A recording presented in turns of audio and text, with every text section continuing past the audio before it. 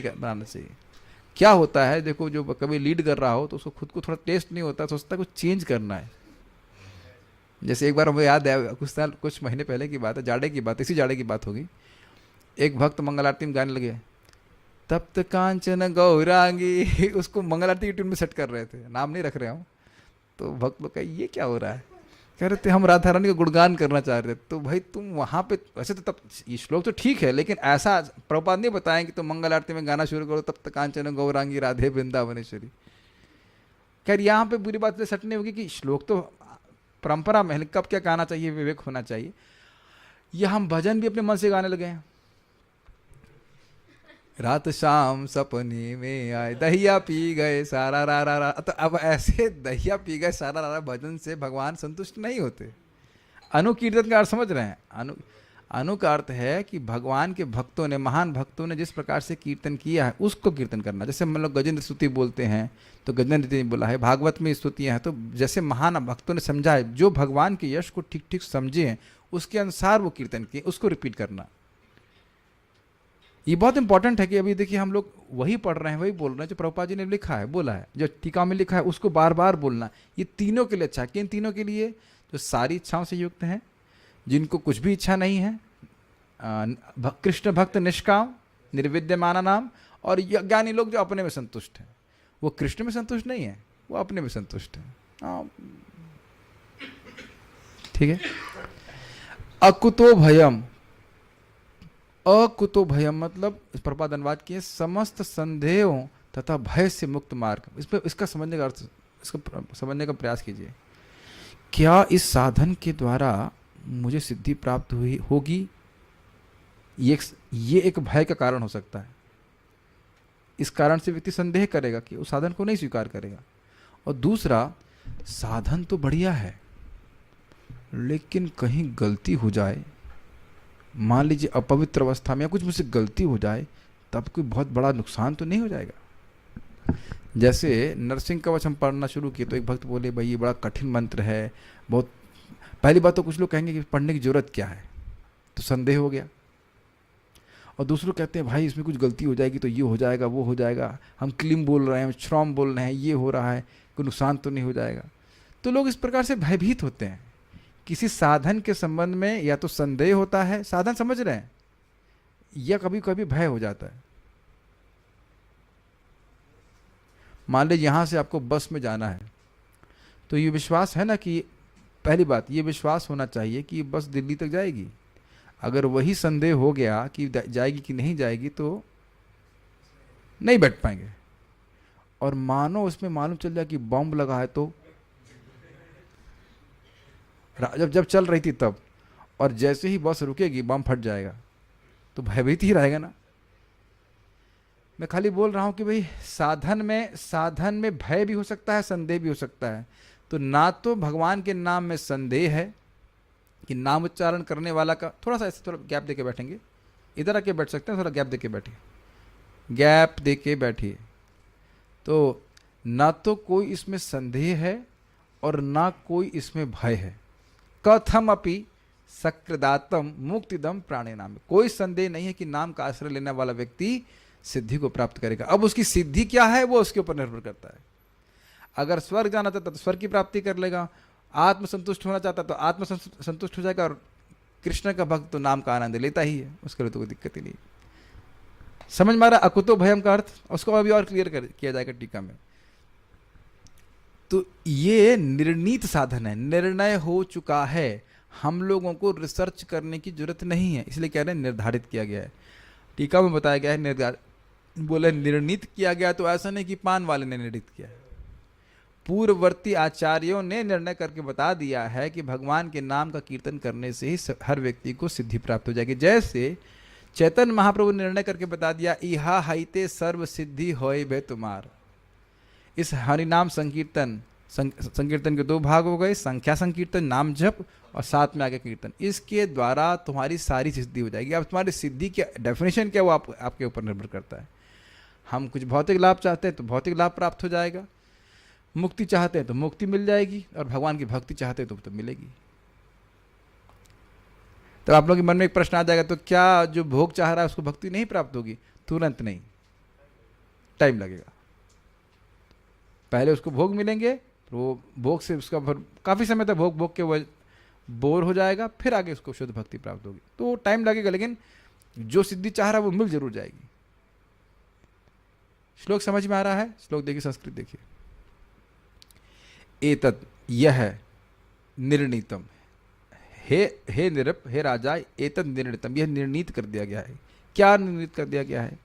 यह निर्णीत किया गया है, निर्धारित किया गया है कि जो निर्विद्यमान है, अर्थात भगवान के निष्काम भक्त हैं, वो जिन्हें कुछ भी नहीं चाहिए, मोक्ष भी नहीं चाहिए, या फिर इच्छताम, जो सारी भौतिक इच्छाओं से युक्त हैं वो, और योगी नाम, जो ज्ञानी है, जो आत्मसंतुष्ट है, उन सभी के लिए अकुतो भयम, निर्संदेह और निर्भय साधन है भगवान हरि के नाम का कीर्तन।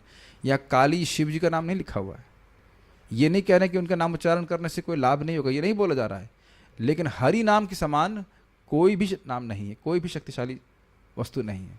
इसलिए कह रहे हैं हरि नामानु कीर्तनम, हरि का नाम ही काम करेगा और किसी का नाम काम नहीं करेगा। अब देखिए, अब ये बड़ी सुंदर बात है। कई बार लोग प्रश्न करते हैं, सोचते हैं कि हम जाप कर रहे हैं, हमारा मन नहीं लग रहा है। तो अब अगर हम इच्छताम है तो मन लगेगा। जब मन में इच्छा वासना है कि मुझे ये चाहिए, तो मन लगेगा क्या? कुछ सुनाई पड़ रहा है मैं क्या कह रहा हूँ? तब मान लो किसी के हृदय में इच्छा है कि स्त्री चाहिए या धन चाहिए, हरे कृष्ण कृष्ण कृष्ण हरे, हरे हरे नोटी दिखाई पड़ेगी, ये वो स्त्री ही दिखाई पड़ेगी। गलत कह रहे कि नहीं? सही बोल रहे हैं, दिखाई पड़ेगी नहीं? भगवान तो नहीं, हरि तो नहीं दिखाई पड़ेंगे, तो क्या उसकी इच्छा पूर्ण नहीं होगी? थोड़ा ऐसे समझिए, जो कोई भी नाम उच्चारण करता है भगवान उसके प्रति कृतज्ञ हो जाते हैं। अब समझ में आया? जब कृतज्ञ हो जाएंगे तो पूछेंगे तुम्हें क्या चाहिए? मुझे ये चाहिए, ये चाहिए, ठीक है ले लो। अब कुछ समझ में आ रहा है? जो कोई नाम बोलता है भगवान कृतज्ञ होते हैं उसके प्रति, तुम्हें जो चाहिए वो दे देते हैं उसको।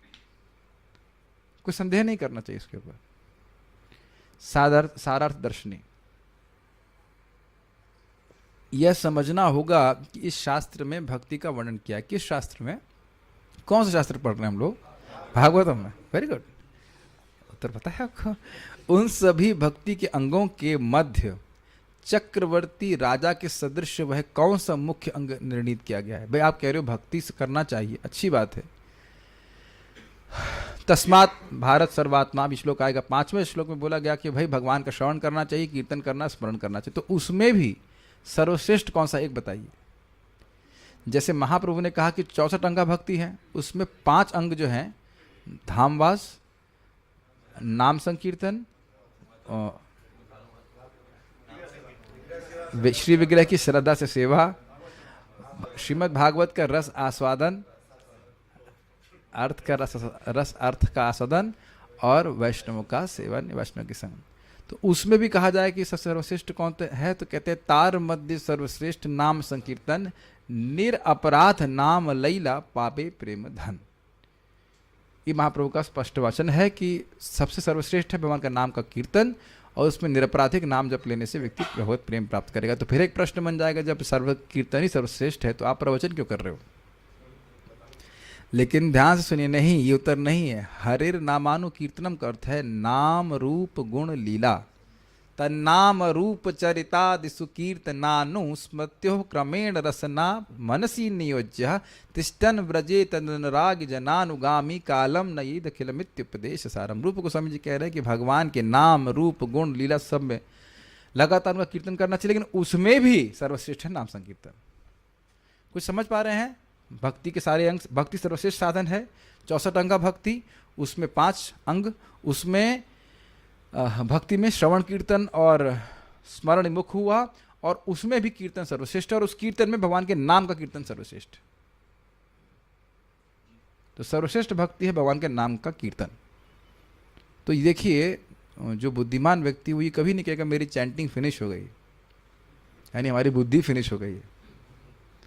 समय जब भी मिले भगवान के नाम का कीर्तन करना चाहिए, माला लेना चाहिए। माला के संग तो कोई करताल की भी अपेक्षा नहीं कि करताल बजेगी तब जपेंगे। ये मन की हमारी बहुत बड़ी धोखेबाजी है। क्या कि तुम्हारा मन तो लगता नहीं है, क्या करो जब शाम का समय तो सतगुण का होता नहीं है। ऐसे करके बहुत सारी बातें बोल सकता है, लेकिन प्रेशर में नहीं रख सकते हम अपने आप को, लेकिन अगर समय है तो जब करना चाहिए ना। प्रजल्प करने से कौन सी सिद्धि प्राप्त हो जाती। तो ये थोड़ा समझिएगा। सभी भक्तों के अंग के मध्य भगवान का श्रवण कीर्तन एवं स्मरण, ये तीन मुख्य हैं। कितनी अद्भुत बात है कि हम सेवा कर करके शास्त्र सुनने के लिए समय नहीं निकालते। तो कैसे मालूम चलेगा कि सबसे अच्छी भक्ति क्या है? सेवा का प्रयोजन क्या है? भगवान का प्रेम प्राप्त हो। अगर प्रेम प्राप्त होगा तो भगवान के बारे में सुनना अच्छा लगेगा, और अगर सुनना वाकई अच्छा लग रहा है तो आप वाकई टाइम निकाल के सुनेंगे, है कि नहीं? सोचिएगा कि कभी हम अपने जीवन में सेट कर लीजिए कि सेवा के नाम पर कहीं हम कर्म तो नहीं करने बैठ गए। और प्रभुपाद जी डांटे थे, बड़ी प्रसिद्ध बात है। यमुना माता जी लाइफ मेंबरशिप को एनरोल करने चली गई थी, क्लास में नहीं आए शाम को। प्रभुपाद बोले कहाँ थी? कहते मैं लाइफ मेंबर्स को एनरोल करने गई थी। वो शुद्ध भक्त है, उनकी निंदा नहीं कर रहा हूँ मैं, एक घटना का वर्णन कर रहा हूँ। तो बोले तुम क्लास में नहीं आओगी, तुम कर्मी बन जाओगी। इट इज़ क्वाइट, हमारी जो वृत्तियां हैं उनको भगवान से में लगाना चाहिए, लेकिन जो डायरेक्ट भक्ति है, श्रवण कीर्तन आदि, उसको नेग्लेक्ट करेंगे तो फिर भक्ति नहीं रह जाएगा। Every devotional service is here very carefully is behind hearing, chanting, remembering. सारी सेवाएं किसके सेवाएं कब हैं? जब वह श्रवण कीर्तन स्मरण को सहायता दे रही हूँ, उसको क्रॉस नहीं कर रही हूँ। परम पूज्य राधा गोविंद महाराज का प्रवचन सुना था, सुनी का सुनते ही रहते हैं। कह रहे हैं खाना बना रहे हैं, भोग बना रहे हैं, भगवान तुम्हारे भोग के बिना मर रहे हैं। हम अपने मन से तो नहीं बोल रहे हैं, आप किसी ना किसी प्रवचन में सुने जरूर होंगे, मर रहे हैं भगवान तुम्हारे भोग के बिना। मतलब कहने का अर्थ ये नहीं कि कथा में सुनने का मौका ही नहीं है अपने को देना। ये क्या मतलब हुआ? जितना प्रेम भगवान की कथा सुन करके होता है उससे किसी साधन से नहीं होता। और आप कथा सुनेंगे तो तुरंत आप देखेंगे भगवान के प्रति भाव आने लग जाता है कि हाँ हमको भगवान की सेवा करनी है, हमें नाम जप करना है, उनको भोग लगाना है। और नहीं तो फिर वही चीज़ें भार लगने लग जाती हैं। प्रभुपाद ने कहा इस बात को कि अगर आप श्रवण कीर्तन नहीं करेंगे तो श्री विग्रह गल गृह हो जाएंगे। कहाँ फंस गया, मुझे इतनी ऑफरिंग करनी है, इत्यादि इत्यादि इत्यादि। तो श्रवण कीर्तन की बात हो रही है, तो श्रवण कीर्तन स्मरण मुख्य है। अब उसमें भी क्या मुख्य है? कीर्तन। तो इसे तस्मात् भारत इत्यादि श्लोक में भी उक्त किया गया है। ये श्लोक है, तस्मात् भारत सर्वात्मा भगवान ईश्वरो हरि श्रोतव्यः कीर्तितव्यश्च स्मर्तव्यश्च च इच्छता भयम्। हे भरतवंशी, जो समस्त कष्टों से मुक्त होने का इच्छुक है उसे उन भगवान का श्रवण, महिमा, गायन तथा स्मरण करना चाहिए जो परमात्मा नियंता तथा समस्त कष्टों से रक्षा करने वाले हैं। समझ में आया? सर्वश्रेष्ठ भक्ति क्या है, कर्तव्य क्या है? संस्कृत देखेंगे, श्रोतव्य, ये आज्ञा के रूप में सुनना चाहिए। कीर्तितव्यश्च, कीर्तन करना चाहिए। स्मर्तव्य, स्मरण करना चाहिए। च इच्छता भयम्, अगर वह अभय की प्राप्ति करना चाहते हैं। आज्ञा दी जा रही है, करना चाह। और एक और बात सुन लीजिए, इस जगत में सबसे स्ट्रांग ड्राइविंग फोर्स है भय। कि हम लोग नियंत्रक हैं नहीं, इसलिए लोग भयभीत रहते हैं, पता नहीं आगे क्या होने वाला है। तो कहते हैं अगर वाकई भय से मुक्त होना चाहता है तो ये तीन चीज़ें करनी चाहिए। कहाँ रह गए आप? ओ राहुल गए थे क्या? वो आपसे चिट्ठी आई थी, कोई पूछे थे किसी से? तो बिना पूछे जा रहे हैं? अच्छा, वेरी गुड। चलिए क्लास के बाद डांटेंगे, आज समय नहीं है। कल सुबह अपॉइंटमेंट ले लो, 11 बजे डांटेंगे, ठीक है? 11 AM। क्या सोच के आए थे? शुभ कृष्ण खुश होगा, शाबाशी देगा। अरे धिक्कार है, बिना बताए जाते हो। चलो आओ बैठो। इतने देखिए हम प्रेम से इस लोग आप लोग सामने प्रस्तुत कर रहे हैं, उस प्रेम को स्वीकार नहीं करते। उक्त तीनों के मध्य भी कीर्तन मुख्य है। अब कीर्तन मुख्य क्यों है? ये बड़ा इंटरेस्टिंग है। कीर्तन इसलिए मुख्य कि तीनों है। यस, क्या मैं बिना सोचे बोल सकता हूं? और मैं तो बोल रहा हूं, आप ही लोग सुन रहे हैं ना। मैं तो मॉनिटर लगा के सुन रहा हूं कि मेरे को अपनी आवाज बहुत अच्छे से सुनाई पड़नी चाहिए। ये बहुत बढ़िया बात है। जब आप कीर्तन करते हैं तो स्मरण तो करना ही पड़ेगा और श्रवण तो करेंगे, तो कीर्तन में तो दोनों ही जुड़ गए ना। अच्छा, एक और बात है, स्मरण में हृदय शुद्ध होता है तब भगवान का स्मरण होता है। मलिन हैला मन न हैला कृष्ण स्मरण। महाप्रभु के वाक्य, मन अगर मलिन होता है तो कृष्ण का स्मरण नहीं होता है। लेकिन कीर्तन में मन मलिन हो या ना हो, आप हरे कृष्णा कृष्णा कृष्णा हरे हरे, हरे राम राम राम हरे हरे। तो आप देख सकते हैं कि थोड़ा संदेह हो गया ना, स्मरण कोई कर रहा है, चलिए स्मरण करते हैं भगवान का। कुछ हो रहा है तो अगर कोई चुपचाप ऐसा बैठा हुआ है तो बड़ा संदेह है कि वो स्मरण कर रहा है कि क्या कर रहा है। हाँ, तो इस पे थोड़ा समझ लेंगे। हमने बताया ना कि संदेह से रहित साधन है कीर्तन। मैं 1 सेकंड के लिए तो नहीं, 15 सेकंड के लिए गाता हूँ कुछ। हरे कृष्णा कृष्णा कृष्णा हरे हरे, हरे राम राम राम हरे हरे।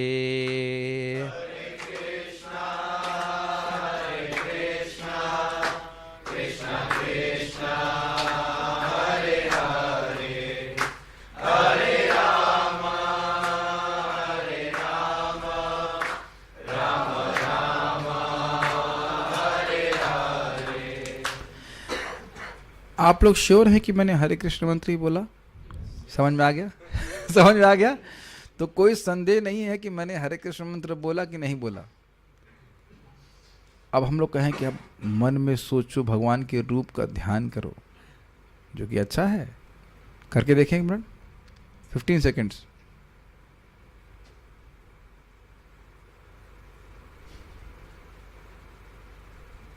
नहीं टिक रहा ना? नहीं टिक पा रहा ना? आंखें भी नहीं टिक पा रहे हैं, आंखें भी नहीं को पर जल्दी से सोच रहे हैं, जल्दी से खुलने का मौका मिले ना। 15 सेकंड के लिए भी ध्यान नहीं कर पा रहे। संदेह है ना कि चुपचाप कोई व्यक्ति बैठा है तो वो कृष्ण का स्मरण कर रहा है कि नहीं कर रहा है? संदेह है कि नहीं? स्पेशली कलयुग में कुछ समझ पा रहे हैं, नहीं समझ पा रहे हैं? ठीक है, भगवान की विग्रह की सेवा करने गया है और मान लो उसका कपड़ा पवित्र है तो संदेह है ना कुछ गड़बड़ कर सकता है। गड़बड़ हुई और जप में कुछ समझ में आ रहा है? कोई संदेह, कुछ भय है नहीं ना? तो कह रहे हैं कि उक्त तीनों के मध्य भी, यानी श्रवण कीर्तन और स्मरण के मध्य भी कीर्तन मुख्य है। ये भी आपने देखा होगा कि मेरा मन और कहीं नहीं जा रहा है। आप यहाँ बैठे हैं तो फोकस करना पड़ रहा है, लेकिन मेरे लिए कीर्तन कर रहा हूँ, मैं बोल रहा हूँ, तो मुझे कोई कठिनाई नहीं हो रही है। Yes no? श्रवण फिर भी कठिन हो जाता है, भगवान के बोलने में कोई कठिनाई नहीं होती, और बोलने में अपने आप स्मरण होता है। नहीं, यहां से नहीं, बाहर से बजा रहे। ठीक है, कीर्तन में भी भगवान से संबंधित उनके नाम रूप गुण इत्यादि का कीर्तन होता है, तो यह भी करना होता है। उसमें भी अनुकीर्तन सर्वश्रेष्ठ है। अनु अर्थात अपनी भक्ति के अनुरूप भगवान के नामों का कीर्तन करना, मतलब जिस नाम को आप पसंद करते हैं। क्या श्लोक है वो? जातानुरागो एवं व्रतः स्वप्रिय नाम कीर्तया जातानुरागा धृतचित्त उच्च। इस प्रकार से जो नाम भगवान का उसको प्रिय है उसका कीर्तन करके भगवान में अनुराग हो जाता है, उसका हृदय जो है द्रवीभूत हो जाता है। और ये महाप्रभु ने कहा, ये भागवतम का सार है। ईश्वरपुरी पाद ने महाप्रभु को बताया, ये भागवत का सार है कि नाम उच्चारण करके व्यक्ति के हृदय में भगवान के प्रति अनुराग जागृत हो जाए। 11वें स्कंद में, 11वें स्कंद में ही है, 11वें स्कंद में आता है। तो अनु का एक अर्थ यहाँ पे क्या लिया जा रहा है? अपनी भक्ति के अनुसार। अपनी का भक्त मतलब समझ रहे हैं, ये परंपरा में प्राप्त की भक्ति है। जैसे हम लोग हरे कृष्ण मंत्र करते हैं, कुछ लोग ओम नमो नारायण के प्रति आसक्त होते हैं, श्री वैष्णव में, तो वो भी उनके लिए अच्छा है। हमारे लिए हरे कृष्ण मंत्र ही सब अच्छा है, हरे कृष्ण मंत्र के प्रति आ सकते हैं इस प्रकार से, लेकिन मन गणंत नहीं होना चाहिए। ओम नमो नारायण भगवत शिवाय ऐसा कुछ भी, ऐसे कुछ मिला जुला करके नहीं बोलना चाहिए, ये नहीं। या इसे निरंतर कीर्तन भी समझ सकते हैं। निरंतर, अनु का मतलब होता है बारंबार, जैसे अनुशीलन, अनुशीलन मतलब बार बार अभ्यास करना, उसी तरह से पुनः पुनः। इसका निर्णय पूर्ववर्ती आचार्यों के द्वारा किया गया है, न कि केवल मेरे द्वारा ही यह निर्णीत है, इसलिए किसी प्रमाण एवं जांच की आवश्यकता नहीं है, यह भाव है। यानी कि भगवान के नाम से सिद्धि प्राप्त होगी या नहीं होगी, ये आचार्यों ने सिद्ध कर दिया है, निर्णीत कर दिया है। इसका अर्थ क्या है? आचार्यों ने हरि नाम का आश्रय लेकर सिद्धि प्राप्त की है, और एक ने नहीं कई आचार्यों ने करी है, तो कहते हैं हाँ वो हो गया, कुछ करने की जरूरत नहीं। कुछ समझ पा रहे हैं निर्णय पे कैसे आए? आचार्यों ने नाम जप करके यह अनुभव कर लिया कि हाँ इस नाम के प्रभाव से नाम रूप गुण लीला सब हृदय में स्फुरित हो जाता है। जैसे आचार्य हमारे को हुए वाल्मीकि जी। वाल्मीकि जी क्या थे? दस्यु थे, डकैत। और वो क्या कहते हैं, मरा मराए कह लीजिए, राम राम जप करके उनके हृदय में भगवान राम की लीला ऐसी स्फुरित हो गई जैसे हाथ में रखा हुआ आंवला। तो अब अगर वाल्मीकि जी को पूछा जाएगा सिद्धि कैसे प्राप्त होगी, तो क्या बोलेंगे? भाई हमारे द्वारा तो निर्णीत यह है कि राम राम राम जप करने से हो जाएगा। अब उनको कुछ बोल देंगे, इधर हल्ला नहीं करें, सारा हल्ला इसी समय शुरू करेंगे वो। ये अब दृष्टांत समझ में आ रहा है कि नहीं? अच्छा उधर देखिए, नारद जी के पास आप जाएंगे, नारद जी कहेंगे नहीं भाई क्या है, उनको भी वो भी निर्णय दे रहे हैं, श्लोक अभी मुख से नहीं आ रहा है कि भाई देखो ताप मात्र स्पर्श छया मुहु भवस सिंधु प्लवत दृष्टो हरिचर्यानुवर्णनम, कि जो जीव बार बार मात्रा भोग की इच्छाओं से आसक्त है, ये दृष्ट है, मेरे द्वारा देखा गया है कि हरिचर्यानुवर्णनम, भगवान श्री हरि के गुणगान का वर्णन बार बार करना ही परम श्रेय साधन, परम साधन है। नारद जी भी यही बोल रहे हैं, वाल्मीकि जी भी यही बोल रहे हैं, सुखदेव गोस्वामी भी बोल रहे हैं। तो सभी आचार्यों ने यही निर्णय किया है कि भगवान का कीर्तन ही सर्वश्रेष्ठ है, और उसमें भी भगवान का नामों का संकीर्तन। समझ में आ गया निर्णय का अर्थ क्या हुआ? वो करके देख चुके हैं कि इसमें कुछ डाउट करने की जरूरत नहीं है। हमें तो परफेक्शन पहली बार ही प्राप्त होगा ना, तो संशय हो सकता है कि भाई पता नहीं काम करेगा कि नहीं करेगा। कीर्तन करने में अब वो व्याख्या कर रहे हैं अकुत भयम, भाई इसमें कोई डर की बात नहीं है। ये होता है, अभी हमारे एक भक्त हैं, उनको आँख की कुछ परेशानी है, तो हमारे भक्त ने उनको दवा बताई तो वो नहीं लिए। अरे हो सकता हो हमारा आँख का कठिनाई है, तो हो सकता है कि ये दवा हमको और ख़राब कर दे। और ये सही बात है, इसे नेचुरल फियर कि ऐसा ना हो, भी आँख का मामला सेंसिटिव की बात है, जो हमारी स्थिति वो और गड़बड़ हो जाए। ऐसा होता है कि नहीं? मैं अपनी बात बता रहा हूँ कि मेरे हाथ में वॉर्ड्स हो गए थे, तो मैं 2 बार ऑपरेट करवाया, और फिर तीसरी बार दूसरी जगह से निकल गया। हमने कहा तो पूरा हाथ ही कटवाते रहेंगे हम अपना। तो एक व्यक्ति, और एलोपैथी में कोई इलाज नहीं है उसका, तो होम्योपैथी में इलाज दिया गया। तो हमको बड़ा संदेह हुआ, जब पूरी एलोपैथी में कोई इलाज नहीं है और 5-5 बूंद खाने से ठीक हो जाएगा, और ऐसा गायब हुआ किसे कहते हैं गद्दे से सिर से सींग। दवा भी समाप्त नहीं हुई, 10 दिन में वो पूरी बीमारी समाप्त हो गई। मैं सच्ची बातें बोल रहा हूँ, मैं समझा रहा हूँ कि कैसे लोग साधन पे संदेह करते हैं। मेरे को कान का मेनियर्स डिजीज हो गया था, इसके ईयर कुछ डिसबैलेंस होता है तो आपका चक्कर आते हैं, कई बार आ चुका था। तो बोला कोई इलाज नहीं है, हमारे दादू ने दवा दे दी। तो हमको तो बड़ा संदेह हो रहा था, भाई ये एलोपैथी में इलाज ही नहीं है। और ये संदेह, समझ रहे हैं संदेह, ये साधन इतना छोटा सा साधन ऐसे कैसे कर देगा। और अभी तक तो भगवान की कृपा से कभी नहीं हुआ दोबारा। कुछ आज समझ पा रहे हैं सर? मैं प्रैक्टिकल लौकिक बात बोल रहा हूँ ताकि समझ में आए कि साधन पे लोगों को संदेह होता है, और स्पेशली जब वो साधन बहुत आसान हो। आप कुछ नोट्स बना रहे हो? अच्छा ठीक, मुझे संदेह नहीं होना चाहिए। तो अब क्या कह रहे हैं देखिए, कीर्तन करने में काल, देश, पात्र, उपकरण आदि या शुद्ध एवं अशुद्ध के भय का अभाव है। थोड़ा एक समझने का प्रयास कीजिए। काल, तो भाई गायत्री क्या हम रात के 10 बजे कर सकते हैं प्राणनाथ प्रभु? नहीं कर सकते, काल का भय है। अरे काल निकल जाएगा। हम लोग सुबह भी चर्चा कर रहे थे ना, 12 बजे 6, 12, 6, सुबह 6 बजे, 12 बजे और 6। तो क्या हरे कृष्ण मंत्र में काल का भय है? कभी कभी एक भक्त मुझे बोले थे, प्रभु जी हमने सुना है कि सुबह 2 बजे जो है जो उठ के जप करते हैं वो तमोगुण में है। हमने कहा कम से कम मेरे सामने तो मत बुला करिए, खून खौलाने वाली बात है, ऐसे खून कम, हमारा खून जलाने वाली बात है। हमने कहाँ सुन लिया आपकी 2 बजे उठ करके जब करने वाले जो है वो सब तमोगुण में है। प्रभुपाद जी 2 से 4 में भागवत अनुवाद करते थे, तमोगुण है वो। हरिदास ठाकुर जी तो 24 घंटे हरे कृष्ण मंत्र करते थे। ये अब हम कभी सुनाएंगे, जब पटा को सुना चुके। महापुरुष का जो दिन रात जाप कर रहा है, भगवान का नाम बोल रहा है, तार महिमा वेद न पारिस कहीते, उसकी उस व्यक्ति की महिमा वेद नहीं कह सकता। रात्रि दिन नाम लैया खाईते सुईते, तार महिमा वेद न कहे पारीते। जो रात और दिन भगवान का नाम उच्चारण कर रहा है, उसकी महिमा, किसकी महिमा, किसकी, नाम की, उस व्यक्ति की महिमा वेद नहीं कह सकता है। तार महिमा वेद न कहे पारीते। तो काल का कोई भय नहीं है ना, ठीक है।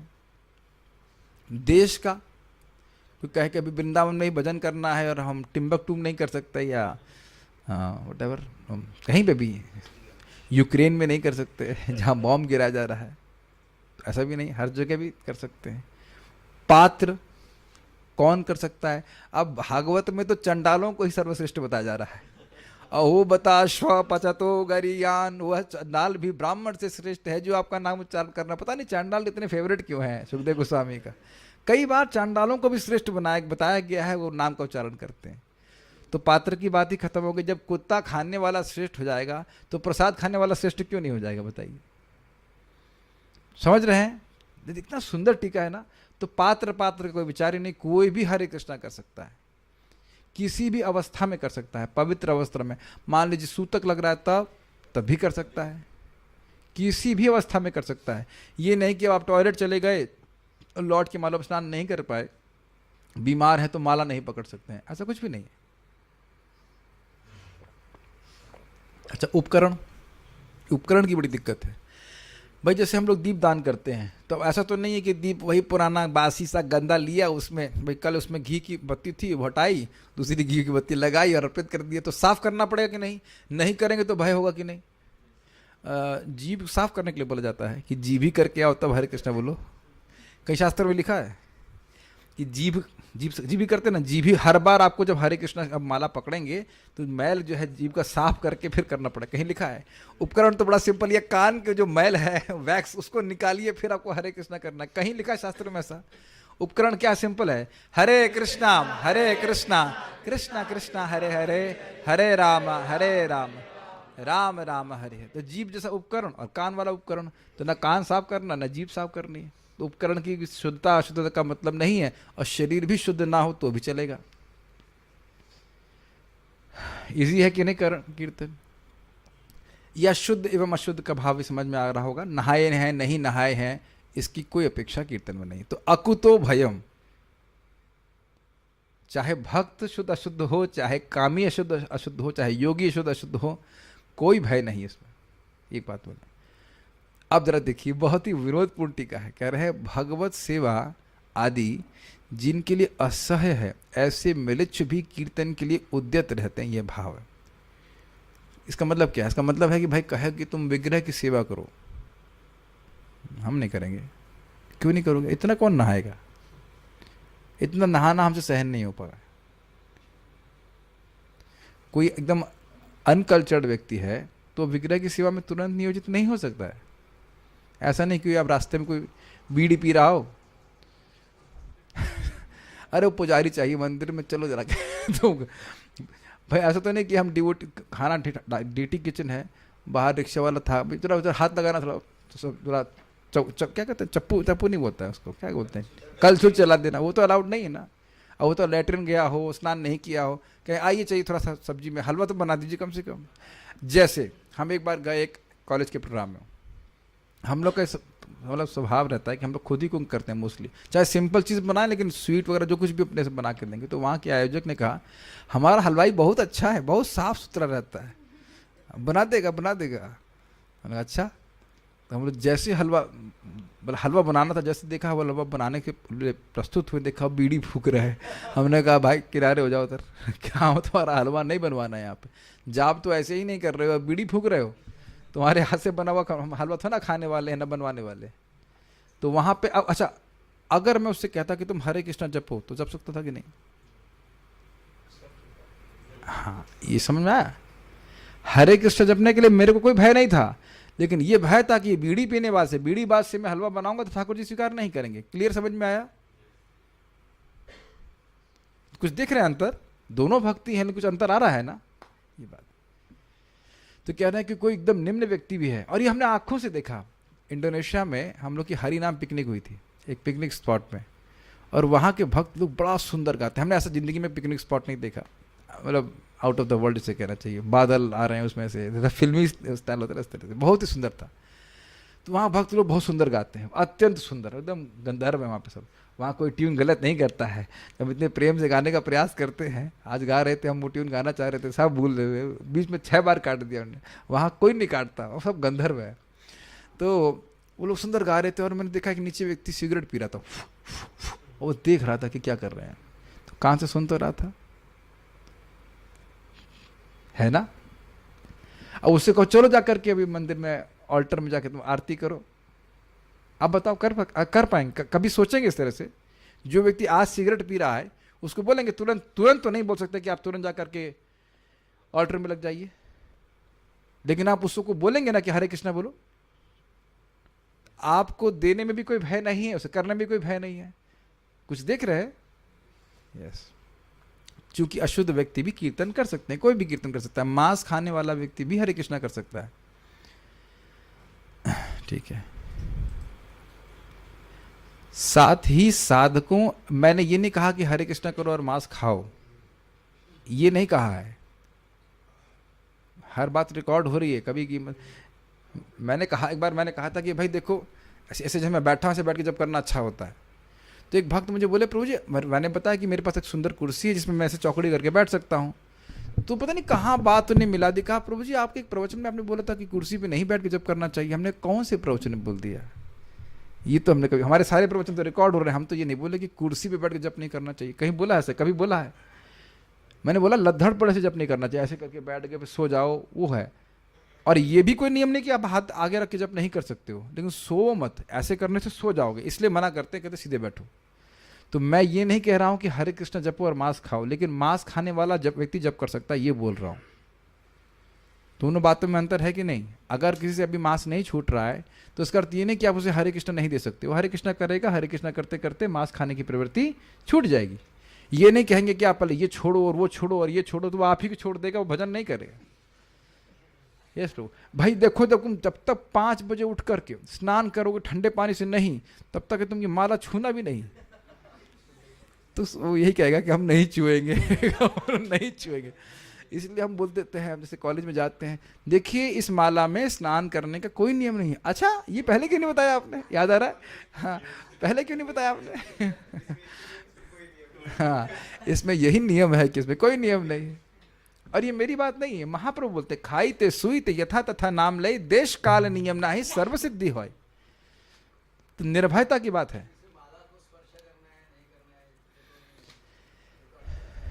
क्या कह रहे हैं? माला को स्पर्श करना है या नहीं करना है? मतलब तुलसी माला हम नहीं देते नए लोगों को, लेकिन जब तो करने नीम की माला तो दे ही सकते हैं, देते ही हैं। जब मुझे दी गई थी तो ना पूछा गया था तुम मांस खा रहे हो कि नहीं खा रहे हो, या प्याज खा रहे हो कि नहीं खा रहे हो, एकदम नहीं पूछे थे। हाँ, तुलसी की माला के लिए ऑब्वियसली नियम होते हैं, लेकिन हाँ प्रभु जी, हमें पता है कि जनरली भगवान को जो नए भक्त आते हैं, बनते हैं, उनको हम बोलते हैं कि आप लोग ऑफर करके खाएं। लेकिन ऑल्दो मतलब कि वो जैसे कि मांस खा रहे हैं, लेकिन मांस खा रहे वो प्रवृत्ति है, लेकिन वो कोशिश करते हैं धीरे धीरे करके वो छोड़ने के लिए, लेकिन तभी वो बना के ऑफर करते हैं कुछ भी, तो फिर कर सकते हैं। अभी वो प्रश्न प्रासंगिक नहीं है, अभी वो काउंसलिंग वाला प्रश्न है। अभी बात खाली कीर्तन की हो रही कि आप कीर्तन कराने में किसी को भी कोई भय नहीं, ठीक है। साथ ही साधकों एवं सिद्धों के लिए इससे कोई परमाधिक श्रेय नहीं है। जो साधना कर रहे हैं उनके लिए सर्वश्रेष्ठ है भगवान का नाम, और जो सिद्ध हो गए हैं, भगवत प्रेम को प्राप्त हो गए, उनके लिए भगवान का नाम। ये बात है। नारद वीणो जीवना सुधोर्मि निर्यासी माधुरी पूरा, तुम कृष्ण नाम कामम स्फुर में रसने रसे न सदा। नारद की वीणों के जीवन है भगवान का नाम। नारद जी गा रहे हैं, शिव जी तो गाते गाते ऐसे मदहोश हो जाते हैं कि कपड़े खुल जाते हैं, पता नहीं चलता। यमराज जी बेहोश हो जाते हैं। जब हरि इसका उद्धार हुआ ना, जगाई बधाई का, तो कीर्तन चालू हुआ, तो यमराज जी कह रहे इसका पाप नष्ट हो गया, बेहोश हो गया। तो बेहोश हो गए। अब आप बताइए महाप्रभु से अधिक सिद्ध कौन है? वो तो साक्षात भगवान है और वह कीर्तन कर रहे हैं। ठीक है। अच्छा, कीर्तन उनके लिए है जो निर्विद्यमाना नाम, अर्थात वह जो अर्थ मोक्ष पर्यंत सभी कामनाओं के प्रति निर्वेद को प्राप्त है। ये भगवत भक्तों के लिए, मतलब धर्म अर्थ काम मोक्ष होता है ना, तो उनके प्रति निर्वेद हो गया। ना हमको धर्म चाहिए, ना अर्थ चाहिए, ना काम चाहिए और ना मोक्ष चाहिए। तो उनको वो हो गए निर्विद्यमाना नाम, अर्थात भगवान के एकांतिक शुद्ध भक्त। स्पष्ट समझ में आ गया? इच्छताम, ये समझ में आया नहीं होगा। अन्याभिलाषिता सुनते हैं? अन्याभिलाषिता शून्यम। अभिलाषिता शून्यम नहीं बोल रहे हैं, अन्य अभिलाषिता शून्यम। अन्य अभिलाषिता मतलब स्वर्ग जाने की इच्छा, कोई भौतिक इच्छा या मोक्ष पाने की इच्छा, उससे रहित, लेकिन कृष्ण को संतुष्ट करने की इच्छा होनी ही चाहिए, नहीं तो भक्ति क्यों करेगा? अभिलाषिता शून्य भक्त नहीं है, कृष्ण को संतुष्ट करके रखता है। तो अन्य चीजों के प्रति निर्वेद है। मोक्ष चाहिए? नहीं, मोक्ष नहीं चाहिए। अच्छा, स्वर्ग चाहिए? ना, स्वर्ग भी नहीं चाहिए, कुछ भी नहीं चाहिए। क्या चाहिए? आपकी संतुष्टि चाहिए। तो भगवान के भक्त भगवान से निर्वेद नहीं है, भगवान से इंडिफरेंट नहीं है, अन्य इच्छाओं से इंडिफरेंट। तो इसलिए उनको निर्विद्यमाना नाम कहा जा रहा है। निर्विद्यमाना नाम किसको कहा जा रहा है? किसको कहा जा रहा है? किसको कहा जा रहा है? भगवान के शुद्ध भक्तों कहा जा रहा है। क्यों कहा जा रहा है? मोक्ष पर्यंत उनकी कोई इच्छा नहीं है, वह केवल भगवान को संतुष्ट करना चाहते हैं। इच्छताम तो बड़ा अर्थ स्पष्ट है, अर्थात जिनके अर्थ आदि भौतिक वस्तुओं की कामना है। अर्थ मतलब धन, जान, सुंदरी इत्यादि, जो कुछ भी। ऐसे लोग भी कीर्तन कर सकते हैं, उसी प्रकार जैसे कुछ लाभ प्राप्त करने के लिए दान दिया जाता है। समझने का प्रयास कीजिए। जैसे व्यक्ति दान करता है इस इच्छा से कि आगे मुझे बहुत लाभ प्राप्त हो, उसी प्रकार से अगर कोई भौतिक संपदा भी चाहता है तो भगवान का नाम करे। यद्यपि ये शुद्ध नाम उच्चारण नहीं है, लेकिन इसकी भी संस्तुति की जा रही है कि आप नाम उच्चारण कीजिए। जैसे आप जानते हैं कि भगवत गीता के 5 श्लोकों को बोलने के कारण व्यक्ति इंद्र का पद प्राप्त कर गया, तो उसकी इच्छा थी तभी तो प्राप्त किया। आगे जाके वह और शुद्ध भक्त बन जाता है, भगवान के पास चला जाता है। फॉलो कर पा रहे हैं? इच्छताम का अर्थ भोग की इच्छा से भी कोई भगवान का नाम जप करता है तो कोई कठिनाई नहीं है, उसको इच्छा पूर्ण जरूर है। भगवान की भक्ति कभी खाली नहीं जाती। ठीक है। इसका अर्थ यह है कि एकांतिक भक्त स्वर्ग व मोक्ष आदि की इच्छा रखने वाले एवं आत्मा में रमण करने वालों के लिए यह अनुशंसित है। अनुशासन यही करना चाहिए आपको, और कोई साधन मत करिए। देखिए, स्वर्ग प्राप्ति के लिए व्यक्ति कर्मकांड कर सकता है, कुछ गलती हो जाएगी तो नहीं मिलेगा। लेकिन हाँ, समझ रहे हैं बात? स्वर्ग प्राप्ति के लिए कर्मकांड कर रहा है, कुछ गलती हो जाएगी तो नहीं मिलेगा, लेकिन नाम कर रहा है तो अब जो इच्छा है वो सब प्राप्त हो जाएगी। मोक्ष भी प्राप्त हो जाएगा और स्वर्ग प्राप्त हो जाएगा, जो चाहेगा। और भगवान की भक्ति चाहता है तो भक्ति भी प्राप्त हो जाएगी। एक भक्त हैं, वो बता रहे थे कि उनका फ़ोन खो गया था। काफ़ी सीनियर भक्त है, सनक सनातन प्रभु बता रहे थे कि कोई एक डिवोटी है और उनकी बहुत इच्छा थी मोबाइल मोबाइल मोबाइल मोबाइल, और मोबाइल मिल गया। तो कह रहे थे काश मैं ऐसा कृष्ण को चाहता तो अच्छा रहता ना। जितनी तीव्रता से मैं मोबाइल मांग रहा था, उतनी तीव्रता से अगर कृष्ण को मांग रहा था तो कृष्ण मिल जाते। जैसी यादृशी श्रद्धा सिद्धिर भवति तादृशी, ये ब्रह्म संहिता में कहा। जिसकी जैसी श्रद्धा है, जिसकी जैसी इच्छा है, उसके अनुसार उसको सिद्धि प्राप्त होती है। लेकिन अंत तो कहता सभी लोग शुद्ध हो जाएंगे, लेकिन अगर प्रैक्टिकल सामने देखें तो जिसकी भोग इच्छा है तो भोग इच्छा पूर्ण हो जाएगी, जो मोक्ष चाहता है वो मोक्ष प्राप्त हो जाएगा, और जो भक्ति चाहता है उसको भक्ति प्राप्त हो जाएगी। समझ पा रहे हैं? कोई संदेह नहीं है कि नाम जाप करने वाले को जो उसकी इच्छा है वो पूर्ण होती है कि नहीं होती, हो जाती है। आप लोगों को पता नहीं विश्वास हो रहा है कि नहीं हो रहा है। हमारे ग्रुप में एक भक्त है, उनका नहीं हो रहा था, एग्ज़ाम क्लियर नहीं हो रहा था। अब एग्ज़ाम भी क्लियर हो गया, 10 लाख की जॉब भी लग गई, सब कुछ हो गया, सब कुछ हो गया। अब हम ये नहीं कह रहे हैं कि जो भी हरे कृष्णा कर रहा है सबको 10 लाख की जॉब लगेगी, मैं ये नहीं बोल रहा हूँ। जैसे भगवान करवाना चाहें, नहीं करवाना चाहें, सबसे अच्छी भगवान की कृपा तो यही है कि हम भोग से निवृत्त हो जाएं। लेकिन अगर इच्छा है और हरे कृष्ण कर रहे हो तो ज़रूर इच्छा पूर्ण हो जाएगी। अब ये नहीं कि कल ही हो जाएगी, लेकिन भगवान अपने सबसे देते हैं और देते जरूर हैं। भगवान का भजन अन्यथा नहीं जाता है, ये भगवान का शब्द है। ठीक है, निर्णय यह निकलता है कि अलग अलग साधनों के अनुसार यथा योग्य फल की प्राप्ति होती है, न कि एक ही फल। ये भाव ये समझ में आया भाई। इच्छा भोग की इच्छा वाले हैं तो भोग प्राप्त हो जाएगा, जो आत्मा का साक्षात्कार करना चाहते हैं उन्हें आत्मा का साक्षात्कार प्राप्त हो जाएगा, और जो भगवान की शुद्ध भक्ति करना चाहते हैं, शुद्ध भक्त हैं, तो उनके लिए तो आनंद है ही। हरे कृष्ण मंत्र सभी के लिए है। तो कभी ऐसा नहीं सोचना चाहिए कि भगवान का कीर्तन किसी एक व्यक्ति विशेष के लिए, सभी के लिए है, इसमें कोई संदेह नहीं होना चाहिए। तात्पर्य देखिए, पिछले श्लोक में मुकुंद के प्रति आसक्ति की नितांत आवश्यकता का प्रतिपादन हुआ था। ऐसे विभिन्न प्रकार के लोग हैं जो नाना प्रकार के कार्यों में सफलता प्राप्त करने के इच्छुक होते हैं। जो बात क्लियर नहीं होगी उसकी व्याख्या की जाएगी। सामान्यतया ये लोग भौतिकतावादी हैं जो भौतिक तृप्ति का सर्वाधिक भोग करना चाहते हैं। संस्कृत में इसके क्या व्याख्या होगी इसकी, इस श्लोक के अनुसार? कौन है ऐसे लोग? इच्छताम, वेरी गुड। उनके बाद आध्यात्मवादियों का नंबर आता है जिन्होंने भौतिक भोग की प्रकृति के विषय में पूर्ण ज्ञान प्राप्त कर लिया है और इस तरह वह जीवन की भ्रामक शैली से दूर रहते हैं। इसका अर्थ क्या है? समझ गए कि दम नहीं है इसमें, कुछ इस जगत में कोई दम नहीं है, इसमें कोई सुख नहीं है। ये कौन से लोग हैं? योगी नाम, यस, ज्ञानी है। न्यूनाधिक, कम या ज़्यादा, वे आत्म साक्षात्कार द्वारा अपने आप में संतुष्ट रहते हैं। इनसे भी ऊपर भगवत भक्त हैं जो ना तो भौतिक जगत को भोगने की कामना करते हैं और ना इससे छुटकारा पाने की इच्छा करते हैं। कौन है ये लोग? निर्विद्यमान नाम। वाह, आज तो आप लोग बहुत अच्छा परफॉर्मेंस दे रहे हैं। क्या हुआ आज प्रसाद में? क्या था? समथिंग कढ़ी का प्रभाव। तो भाई कढ़ी रोज बनवाई जाए, आज आप लोग एक्टिव हैं। समावदर वे भगवान श्री कृष्ण को तुष्ट करने में लगे रहते हैं। तो निर्विद्य का मतलब ये नहीं है कि भगवान से भी वो इंडिफरेंट हो गए। एक हो गए जगत की कामना करने वाले, दूसरा जगत से निकलने की कामना करने वाले, और भक्त क्या हो गए? ना वो रहना चाहते हैं और ना निकलना चाहते हैं, वो कृष्ण की सेवा करना चाहते हैं। समझ में आया ये बात? दूसरे शब्दों में भगवत भक्त अपने लिए कोई कामना नहीं करते।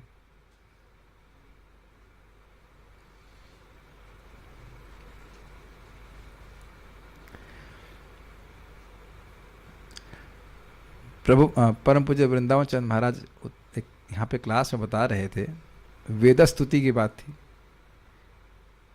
वहाँ पे वेद स्तुति में एक जगह आता है कि भगवान के भक्त मोक्ष की कामना भी नहीं करते, वह तो बारंबार भगवान की भक्ति ही करना चाहते हैं, श्रवण कीर्तन ही करना चाहते हैं। और महाराज बता रहे थे वहाँ कि उदाहरण बड़ा भद्दा है। और क्या उदाहरण? तो कह रहे थे कि जो पुरुष वैश्या में आसक्त होता है वो वैश्या का ही संग करना चाहता है, उससे थक भी जाएगा, उसके बाद फिर वो शक्ति प्राप्त करके फिर वैश्या का ही संग करना चाहते हैं, उसे और किसी की इच्छा नहीं होती। ऐसे भक्त लोग श्रवण कीर्तन करते करते थक जाते हैं, फिर भी मोक्ष की कामना नहीं करते, फिर श्रवण कीर्तन नहीं करते। उदाहरण बड़ा इंटेंस दिया है, लेकिन आसक्ति को प्रस्तुत करने के लिए उनका मन कहीं और जाता नहीं है। मुझे याद है कि हमारे एक स्टूडेंट थे कृष्ण भावना में, तो वो घर से भाग गए भक्ति करने के नाते। तो उनकी माँ मुझे बोल रही थी कि हमारे बेटे को वापस कर दो। मैंने कहा माता जी मेरी जेब में तो रखा नहीं कि मैं वापस कर दूँ, मुझे क्या पता कहाँ चले गए, मुझे तो कुछ बताया नहीं। फिर मैंने उनको थोड़ा सा ज्ञान देने का प्रयास किया कि भाई आप आत्मा हैं, आपको भी तो शरीर त्यागना है, आप अपनी मुक्ति की प्रार्थना सोचिए। तो हमको मुक्ति नहीं चाहिए, हमको लड़का चाहिए। हमने कहा तो हम कहाँ से देते? तो मुझे स्मरण हुआ कि ऐसे लोग भी हैं जिन्हें मुक्ति नहीं चाहिए। ऑल तो ये तो लड़के की वजह से था, लेकिन भगवान कृष्ण के प्रति आसक्त भक्तों को मुक्ति की परवाह नहीं होती है, वो मुक्ति के पीछे नहीं, ध्यान ही नहीं देते हैं। मुक्ति मुकुलतांजलि सेवते अस्मान, मुक्ति भगवान की भक्ति किसी के पास हो तो मुक्ति तो हाथ जोड़ के प्रार्थना करती है, मे आई सर्व यू। भक्त तो भगवान की सेवा करने मात्र से मुक्त हो जाते हैं, उन्हें अलग से मुक्त होने की क्या जरूरत है बताइए? बहुत अच्छा उदाहरण महाराज दे रहे थे कि जैसे आप यहाँ दिल्ली से वृंदावन आ रहे हो तो फरीदाबाद बहुत पहले छूट जाएगा कि नहीं? ठाकुर जी के पास पहुँचने से बहुत पहले फरीदाबाद छूट जाएगा। इस तरह से भगवान की भक्ति प्राप्त होने के बहुत पहले ही मुक्ति छूट जाती है। स्टेशन समझ रहे हैं, मुक्ति का स्टेशन। भुक्ति का स्टेशन तो और पहले छूट गया, और मुक्ति भी छूट गई, तब जाके भक्ति प्राप्त होती है। Does that make sense? ठीक है, तो समझ में आया। भोग की इच्छा रखने वाले, कोई इच्छा रखने, मतलब कोई इच्छा मतलब अपने बस आत्मा में संतुष्ट रहने वाले, और नहीं, आत्मा में संतुष्ट रहने वाले और भगवान में संतुष्ट रहने वाले, 3 प्रकार के लोग हो गए। यदि भगवान की इच्छा हो तो भक्त समस्त भौतिक सुविधाओं को स्वीकार करते हैं, जैसे कौन याद आ रहा है? प्रभुपाद जी भी हैं, प्रभुपाद तो खैर हैं ही, और युधिष्ठिर महाराज ने, याद नहीं आ रहा आपको? ध्रुव महाराज, परीक्षित महाराज भी, यस, प्रहलाद महाराज। और यदि भगवान इसे नहीं चाहते तो भक्तगण समस्त प्रकार की सुविधाएं, यहाँ तक कि मोक्ष को भी ताक पर रख सकते हैं। युधिष्ठिर महाराज, फिर जैसे भगवान गए, 5 पांडव जगत छोड़ के चले गए। न ही वे आत्मतुष्ट होते हैं, क्योंकि वे केवल भगवान की ही तुष्टि चाहते हैं। तो प्रभुपाद जी ने भक्तों को दोनों प्रकार के लोगों से अलग किया, भोगियों से अलग कर दिया और आत्मसंतुष्ट लोगों से भी अलग कर दिया, क्योंकि भगवान के भक्त भगवान की संतुष्टि चाहते हैं। ठीक है, इस श्लोक में सुखदेव गोस्वामी भगवान के दिव्य कीर्तन की संस्तुति करते हैं। भगवान के पवित्र नाम के निरपराध भाव से कीर्तन तथा श्रवण से मनुष्य पहले भगवान के दिव्य रूप से परिचित होता है, अर्थात भगवान का रूप दिव्य कैसे है। अभी तो लोगों को लगता है कि ये मूर्ति है, लेकिन कैसे प्रतिमा नाही तुम्ही साक्षात ब्रजेंद्र नंदन, ये अनुभूति होती। समझ में आए बात? कुछ समझ में आ रहा है? एक सामान्य व्यक्ति के लिए तो ये पत्थर जैसा लगता है, लेकिन पत्थर नहीं, ये भगवान है। लेकिन भगवान का नाम उच्चारण करते करते हृदय शुद्ध होगा तो ये अनुभूति होगी कि साक्षात भगवान है। एक समझ? ठीक है। फिर भगवान के गुणों से और तब उनकी लीलाओं इत्यादि की दिव्य प्रकृति से परिचित होता है। तो समझ में आ रहा है? अब इसको थोड़ा समझने का प्रयास कीजिए। परम पूज्य भक्ति ब्रिंग गोविंद महाराज समझा रहे थे, कह रहे थे कि देखो, इस जगत में अगर आप किसी व्यक्ति को जानते हैं, मतलब एक उदाहरण दे रहे थे, तो उसका नाम बोलने मात्र से उसका रूप, उसके गुण और उसके कार्य आपको स्मरण हो जाता है कि नहीं? सिंपल है नहीं? ऑब्वियसली आप कहेंगे उस व्यक्ति को हम जानते हैं, बस एक उदाहरण के रूप में प्रस्तुत किया जा रहा है कि जैसे ही व्यक्ति का नाम बोल दिया तो आपको मालूम, जैसे मैं कहूँ परम पूज्य राधा गोविंद महाराज, तो जो लोग महाराज को जानेंगे तो हाँ महाराज कथा बड़ा अच्छा करते हैं, महाराज बहुत शुद्ध भक्त हैं, इत्यादि इत्यादि। Is it not? या आपका कोई व्यक्तिगत डीलिंग भी है तो भी आप, हाँ मैं महाराज के पास गया था, महाराज ये बोले थे। नटवर प्रभु तो आप महाराज के व्यक्तिगत सेवक रह चुके हैं, तब जैसे बोलते हैं कि परम पूज्य राधा गोविंद महाराज हमारे गुरु महाराज हैं, महाराज का रूप याद आ जाएगा, महाराज को डांटे होंगे, ये बहुत कुछ, मतलब जो भी आपका इंटरेक्शन रहा हो, आपने महाराज कुछ खिलाया होगा, कुछ भी, सब बातें याद आ जाएगी ना। केवल एक नाम में ही रूप, गुण, लीला, कार्य सब याद भरा है कि नहीं? उस तरह से महाराज समझा रहे थे कि इसी प्रकार से भगवान का नाम जो है वो बीज मंत्र है। आप जानते हो बीज, हरे कृष्ण मंत्र में ये हरे कृष्ण राम ये बीज हैं, तो ये भगवान का प्रेम हमारे हृदय में जागृत करते हैं। तो व्यक्ति समझ पाता है कि किस प्रकार से ये नाम दिव्य है, भगवान की लीला दिव्य है, गुण दिव्य है इत्यादि। नाम के द्वारा हम शुद्ध होंगे तब, इसीलिए नाम को बड़ी गंभीरता से करना चाहिए। जैसे जैसे आप नाम जप करेंगे, ध्यानपूर्वक करने का अधिक प्रयास करेंगे, तो हम और अधिक शुद्ध होंगे, और अधिक शुद्ध होंगे तो इस नाम की दिव्यता को समझ पाएंगे। प्रभुपाद जी का कोट यहाँ पे दिया हुआ है कृष्ण हॉल में, to the degree you get purified, to that degree you will realise the spiritual nature of objects. जितनी मात्रा में आप शुद्ध हो जाएंगे उतनी मात्रा में वस्तुओं की आध्यात्मिकता को आप समझ पाएंगे। समझ गए? ठीक है। यहां पर इसका उल्लेख हुआ है कि भगवान नाम को अधिकारियों से सुनकर उसका निरंतर कीर्तन करना चाहिए। ये अनुकीर्तन के प्रपात 2 अर्थ ले रहे हैं। अनु का अर्थ क्या है? पूर्ववर्ती आचार्यों ने जो बताया वैसा, और दूसरा निरंतर। निरंतर का अर्थ अब डिपेंड करता है कि अंतर का अर्थ क्या है। महाराज तो बड़ा विनोद करते हैं, कोई लोग कहते हैं देखो भाई, हमने पूछा महाराज जी रेगुलरली का अर्थ क्या होता है? निरंतर मतलब रेगुलरली, तो कहते हैं, कुछ लोग कहते हैं हम लोग रेगुलरली संडे मंदिर जाते हैं, तब ये भी रेगुलर का अंतर हो सकता है, लेकिन रेगुलरली का अर्थ है रोज। 24 आवर्स एक साधक के लिए संभव नहीं है, इसलिए शास्त्र उसकी बात नहीं कहता है। ये भक्ति संदर्भ में बात है नहीं, भक्ति रसामृत सिंधु में जहाँ तक बात आ रही है, मैं पढ़ा हूँ, लेकिन दोनों में से कौन से ग्रंथ से है मुझे याद नहीं आ रहा, क्या अब एक साधक के लिए 24 घंटे नाम जप करना संभव है? तो अगर असंभव साधन बोला जाएगा तब तो आप कर ही नहीं पाओगे ना। कुछ समझ में आ रहा है बात आशुतोष प्रभु? क्या आप, मेरे सामने भी आशुतोष दुबे जी हैं, आप एक दुबे एक शुक्ला, तो अब आप बताइए कि 24 घंटे हम हरे कृष्ण बोल सकते हैं? नहीं कर सकते। हरिदास ठाकुर नहीं, आप सिद्ध नहीं हो। तो हमारे लिए निरंतर का अर्थ क्या हुआ? वीक में एक बार, रोज। समझ में आया? हमारे लिए नहीं, सभी के लिए ही हुआ। रोज कम से कम मतलब रोज, कम से कम नहीं, मेरा मतलब रोज मिनिमम, दिस इज मिनिमम कि हम रोज जप करें, रोज 16 माला का जप करें। रूप गोस्वामी भी यही बोले ना, आदराद अनुनिदम, रोज हर दिन प्रतिदिन नाम जप किया जाए और बड़े आदर के संग किया जाए कि भगवान का नाम भगवान से अभिन्न है। समझ में आ रहा है? ये साधन का तरीका है, रोज करना है। ये नहीं कहना चाहिए कि हम शादी में गए थे और शादी में जाने की प्लानिंग है और जब होगा कि नहीं होगा उसकी कोई प्लानिंग नहीं है।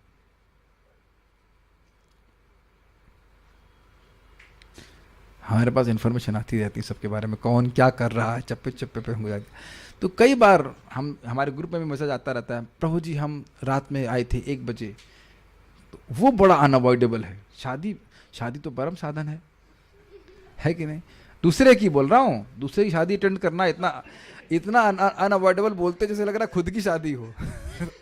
भाई एक ही शादी अनअवॉइडेबल है, वो भी अवॉइडेबल है, लेकिन अगर अनअवॉइडेबल बोला जाए तो एक ही शादी अनअवॉइडेबल है, वो आपकी खुद की शादी, वो पहली वाली। बाकी तो अवॉइड कर सकते हैं, नहीं कहते तो भाई हम आ सकते हैं, लेकिन हम अब ये हमसे 12 बजे की उम्मीद ना रखना कि हम 12 बजे तक टिकेंगे। आएंगे हम 8-9 बजे तक आ सकते हैं, आके चले जाएंगे, अरे जिसको जाना भी है। मानव जीवन बहुत महत्वपूर्ण है, शादी पार्टी के लिए नहीं है। तो हम खाली बात कर रहे थे कि क्या बात यहाँ से कैसे आ गई? हाँ, निरंतर की बात कर रहे हैं। तो अब ये नहीं कि शादी हो में चले गए, अब उसके बाद आराम से अब उठ रहे हैं 8 बजे।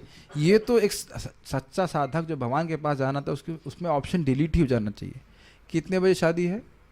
हाँ, रात की 11 बजे से लेकर 1 बजे तो हुआ, ठीक है आप कर लीजिए, हम सुबह आ जाएंगे, जूम पे अटेंड कर लेंगे। हाँ यस, हम जूम पे अटेंड कर लेंगे। ये बहुत अच्छा है, नया सिस्टम होना चाहिए। जूम पे आशीर्वाद दे देंगे। जूम पे तो एक मिनट हैंड रेस कीजिए आप लोग। Somebody can raise the hand. No, hand raise via Zoom. So 3 participants raise hand. इस प्रकार से hand raise कर दीजिए। Yes, very good. आप तो ऐसे रखा करिए, मुझे लगेगा मैं आशीर्वाद प्राप्त हो रहा है, तो इस प्रकार से आशीर्वाद मिल जाएगा। बस खत्म, वेरी सिंपल। को Zoom मीटिंग चालू कर दो, हम लोग लगातार आशीर्वाद देते रहेंगे, उधर जप करते रहेंगे। हाँ, it's very good. Video on करके जप करेंगे, कोई दिक्कत नहीं। लेकिन आपका हम एक सिंपल बात है, लोकेश प्रभु को दीजिए। लोकेश प्रभु माइक दीजिए। आप हमको बढ़िया व्यक्ति मिल गया, हमको बहुत अच्छे अच्छे एग्जाम्पल मिलते हैं। मान लीजिए लोकेश प्रभु कल आप फिर से आप पता नहीं, आप अभी तो सेवानिवृत्त हो गए ना, शायद रिटायर्ड ना। मान लीजिए कल आप लोग को उग्रवादियों से लड़ने के लिए जाना है, तो आप लोग क्या मतलब 1-2 बजे तक पार्टी करेंगे? किए हैं कभी इस तरह से पार्टी करके आप लोग करते हैं? हाँ प्रभु जी, अगर पार्टी भी किए हैं तो फिर भी जाना तो है ही है। ओह, आपने तो मेरा सारा उत्साह खत्म कर दिया। अभी वो जो बीच में पाकिस्तान पे जब बम, क्या कहते हैं उसको, वो ने सर्जिकल स्ट्राइक कर गए थे, तो क्या वो लोग अब 11-12 बजे तक पार्टी कर रहे थे? नहीं प्रभु जी, मैं ये बोलना चाहता हूँ, अरे यार हमारी पार्टी में रहा, आप तो हमारा वो अपना डिफ्यूज कर दिया। रियली जैसे मान लीजिए वो सब रियली खतरनाक अटैक है, तो क्या आप हाउ कैन, जिसको बहुत बड़ा युद्ध करना है वो कैसे ही, how can he just be spaced out? मैं बोलना चाहता हूँ पार्टी से मेरा मतलब है how can you space out? कर तो लोग या जो भी कुछ, how can you space out like this? Every day is important for a साधका। Maybe it is my last day. आप शादी में जाने की सोच रहे हैं और हम हो सकता तो हमारी अर्थ ही उठ जाए कल, ऐसे सोचना चाहिए। ऐसा होता है, ऐसा हुआ है। 15 मिनट में हमारे एक डिवोटी का शरीर छूट गया था, 15 मिनट्स में, 15 मिनट में, घर के ही अंदर 15 मिनट्स में। अभी कुछ समय पहले हुआ था कि नहीं? बहुत वृद्ध नहीं थे वो, 15 मिनट्स में शरीर छूट गया। मतलब मुझे डिटेल नहीं पता, मैक्सिमम होगा आधा घंटा। मतलब जब तक वो गए, माता जी थे वो, उनके शरीर ऊपर पानी की टंकी भरने के लिए गए और हम पता नहीं कैसे गिरे, बहुत ऊंचाई से भी नहीं गिरे, सर फट गया और मर गए, और पता भी नहीं चला पति को या किसी को भी, घर में ही मृत्यु हो गई। So one should not take it lightly कि हम इस तरह की चीज़ों में समय बर्बाद करेंगे। बहुत ही मुश्किल से भगवान का नाम मिला है। यानी हम थोड़ा सा प्रीचिंग नहीं कर रहे हैं, हम खाली स्टॉक पर स्टिक कर रहे हैं कि मैं खाली निरंतर की बात कर पे सब बातें बोल रहा हूँ कि निरंतर हमने भजन करना है और हर दिन प्लानिंग करनी है कि अगर आज हम इतने बजे सो रहे हैं तो हम कल सुबह कैसे उठेंगे और नाम जप कैसे करेंगे। मैं खाली निरंतर पे सारी बातें बोला, माइक पे बोली मुझे कुछ सुनाई नहीं पड़ रहा है। ये बात समझ में आ रही है? निरंतर की अनुकीर्तन करना, ये नहीं आज किया कल छोड़ दिया। मेरे पाँव में दर्द हो रहा था, बहुत काम किया, टांग में दर्द हो रहा था, जिम में भी दर्द हो रहा था, ये सारे बहाने हैं। और आप सब लोग जानते हो कि हम लोग सुबह बीत जाती है तो माला करना कितना रसमय लगता है ना। लगता है कि गुरु माँ ने कुछ हैवी माला दे दी, उठ ही नहीं रही है। कभी कभी तो मजाक बनाते हैं, मतलब कहते हैं माला इधर जा रही है कि उधर जा रही है कि नहीं, इतना समय होगा ये माला हो क्यों नहीं रही है। आपने देखा है मेरे जब इसमें वो कौन सा बुखार चल रहा था, कोविड हो गया था, मेरी रात के 9 बजे एक दिन माला हुई थी। वो मेरा दिन का सबसे मतलब ज़िंदगी का बहुत दुख वाला दिन है। बहुत कष्ट से माला हुआ था। हमको बुखार से बहुत डर लगता है, बहुत डर लगता है, माला नहीं हो पाती इसमें। तो इसलिए निरंतर पे हम बात बोल रहे हैं, रोज करना है, रोज करना है। सुखदेव गोस्वामी बोल रहे हैं करना है। यस, कुछ पूछ रहे थे? कोविड के बारे में बताया कि बुखार हो गया, इस सिचुएशन में जैसे कोई भगवान आपकी बात समझते हैं। कोविड तो हमने भी भेजा ना, मतलब कि अगर वो एक अलग बात है। स्वस्थ अवस्था में तो करना चाहिए ना। अब एक दिन मेरे को डेंगू हो गया था तो मेरी उंगली नहीं उठ रही तो जीभ क्या हिलेगी। कवर कर लिया, फिर आगे आप जाके कवर कर ले। इसीलिए रोज 4-5 माला कर लेना चाहिए, एक्स्ट्रा काम में आएगी। है ना? बुढ़ापे के लिए एक्स्ट्रा कमाई कर सकते हैं, वो कोई दिक्कत नहीं। वो तो फिर भगवान समझ रहे हैं। अब शरीर ही साथ नहीं दे रहा तो क्या कर सकते हैं। ठीक है, इसका ये अर्थ हुआ। इसका अर्थ यह हुआ कि अधिकारियों से श्रवण करना पहली शर्त है। हम महामंत्र बोलिए तो सुने हैं ना, जिसने नहीं सुना उसको बोलो महामंत्र बोलो, तो मिनी मंत्र भी नहीं बोल पाएगा, महामंत्र क्या बोलेगा बताइए। तो इसलिए सुनना जरूरी है कि हरे कृष्णा कृष्णा कृष्णा हरे हरे, हरे राम राम राम हरे। मन गणन कुछ भी नहीं। महाप्रभु से भक्तों ने पूछा कि आपने कहा भगवान का नाम उच्चारण करो, तो कौन सा नाम उच्चारण करें? तो महाप्रभु ने ये बताया, और ये भी बताया, हरिहराय नमः, कृष्णा यादवाय नमः, यादवाय माधवाय केशवाय नमः। तो ये हम लोग भी गा सकते हैं। ठीक है, तो प्रभुपाद इसको समझा रहे हैं। पवित्र नाम का श्रवण करते रहने से क्रमशः मनुष्य भगवान के रूप, गुण, लीलाओं आदि के विषय में श्रवण करने की अवस्था को प्राप्त होता है। ये समझने का प्रयास कीजिए। देखिए, प्राय हम लोगों को हरे कृष्ण करने के लिए बोलते हैं, उनको फिलॉसफी बिल्कुल समझ में नहीं आती है। प्राय लोगों को समझ में नहीं आती है, या समझ में आता है ऐसा लगता है लेकिन समझ में नहीं आता है। अगर पूछेंगे कि क्या समझ में आया तो कुछ समझ में नहीं आ रहा था, लेकिन उनको अच्छा लग रहा होता है। हमारा खुद का अनुभव है, 2.5 घंटा हम गीता क्लास सुनी नामनिष्ठ प्रभु का, क्या समझ में आया? हम कहा हाँ सब समझ में आया। और मुझे कुछ भी याद नहीं कि प्रभु जी ने क्या बोला, कुछ भी याद नहीं है। अच्छा लग रहा है, अच्छा है। ऐसा नहीं कि हर बात समझ में आती शुरुआत में, क्योंकि सब चीज़ें नई हैं और कोई बहुत सूक्ष्म बातें समझ में नहीं आती, लेकिन जाप करते करते अरे तो समझ में आ रहा है। सबका अनुभव है कि नहीं? यस। तो जो देखिए प्रभुपाद जी बोल रहे हैं विज्ञान है, जो उसको पालन करेगा वो उसका अनुभव करेगा। आप लोगों ने देखा होगा प्रभुपाद के ग्रंथ अगर पढ़ते हैं यहाँ के अलावा तो देखेंगे ये कैसे था, ये क्या पहले नहीं था क्या? नहीं था तो सही था, लेकिन आप नहीं थे वहाँ पे, जितना कुछ और तो समझ ही नहीं आता था। मुझे याद है कि IIT कानपुर में बड़ा उत्साह से लाइब्रेरी में जाते थे, वहाँ चेतन चरितामृत पढ़ा था। हम लोग अब पढ़ेंगे चेतन चरितामृत, और बस एक पेज पढ़ा उतने में हमारा हम डाउन हो जाते थे, सो जाते थे वहीं, कुछ नहीं समझ में आता क्या लिखा है। और अकस्मात समझ में आने लगा। ये अकस्मात नहीं होता, जाप करते करते आपको लग रहा है कुछ नहीं हो रहा है, लेकिन आपका मन पवित्र हो रहा है तो आप समझ पाते हो। समझ गए? गुड। और इस तरह उत्तरोत्तर उनकी महिमा के कीर्तन की आवश्यकता उत्पन्न होती है। ये मैं कहना चाह रहा था कि जब बढ़िया से नाम जप करते हैं तो हृदय शुद्ध होता है, और तब समझ में आता है कि नाम की महिमा कितनी अद्भुत है। समझ रहे हैं ना? जितना नाम गंभीरता से करेंगे उतनी ये महिमा हृदय में प्रकाशित होती है। ये बुद्धि से नहीं ग्राह्य है। बुद्धि से ग्राह्य होती तो क्या कहते हैं वो, क्या नाम था जो स्टीफन हॉकिंग हरे कृष्ण मंत्र जप रहा होता, बहुत बुद्धि थी उसके पास। और भारत के सारे PhD जिनका परमानेंटली हेड डैमेज हो चुका है, वह हरे कृष्ण मंत्र कर रहे होते। बुद्धि से नहीं समझ में आती बात, महिमा हृदय में प्रकाशित होती है। इसीलिए बारंबार बड़ी गंभीरता से नाम जप करने वालों के हृदय में नाम की महिमा प्रकाशित होगी तो वो नाम दूसरों को देने के लिए तैयार रहेंगे।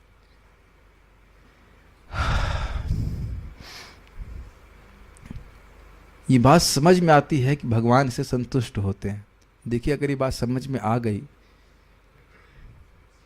तो व्यक्ति कितना उत्साहित रहेगा कीर्तन करने के लिए। एक छोटी सी बात महाप्रभु कहते हैं, बात बहुत गंभीर है, कि तुम्हारी यदि मुझसे थोड़ी सी भी प्रीति, ज़्यादा नहीं बोल रहे हैं, थोड़ी सी भी प्रीति है तो तुम कृष्ण के नाम के अलावा, कृष्ण कथा के अलावा कुछ मत बोलो।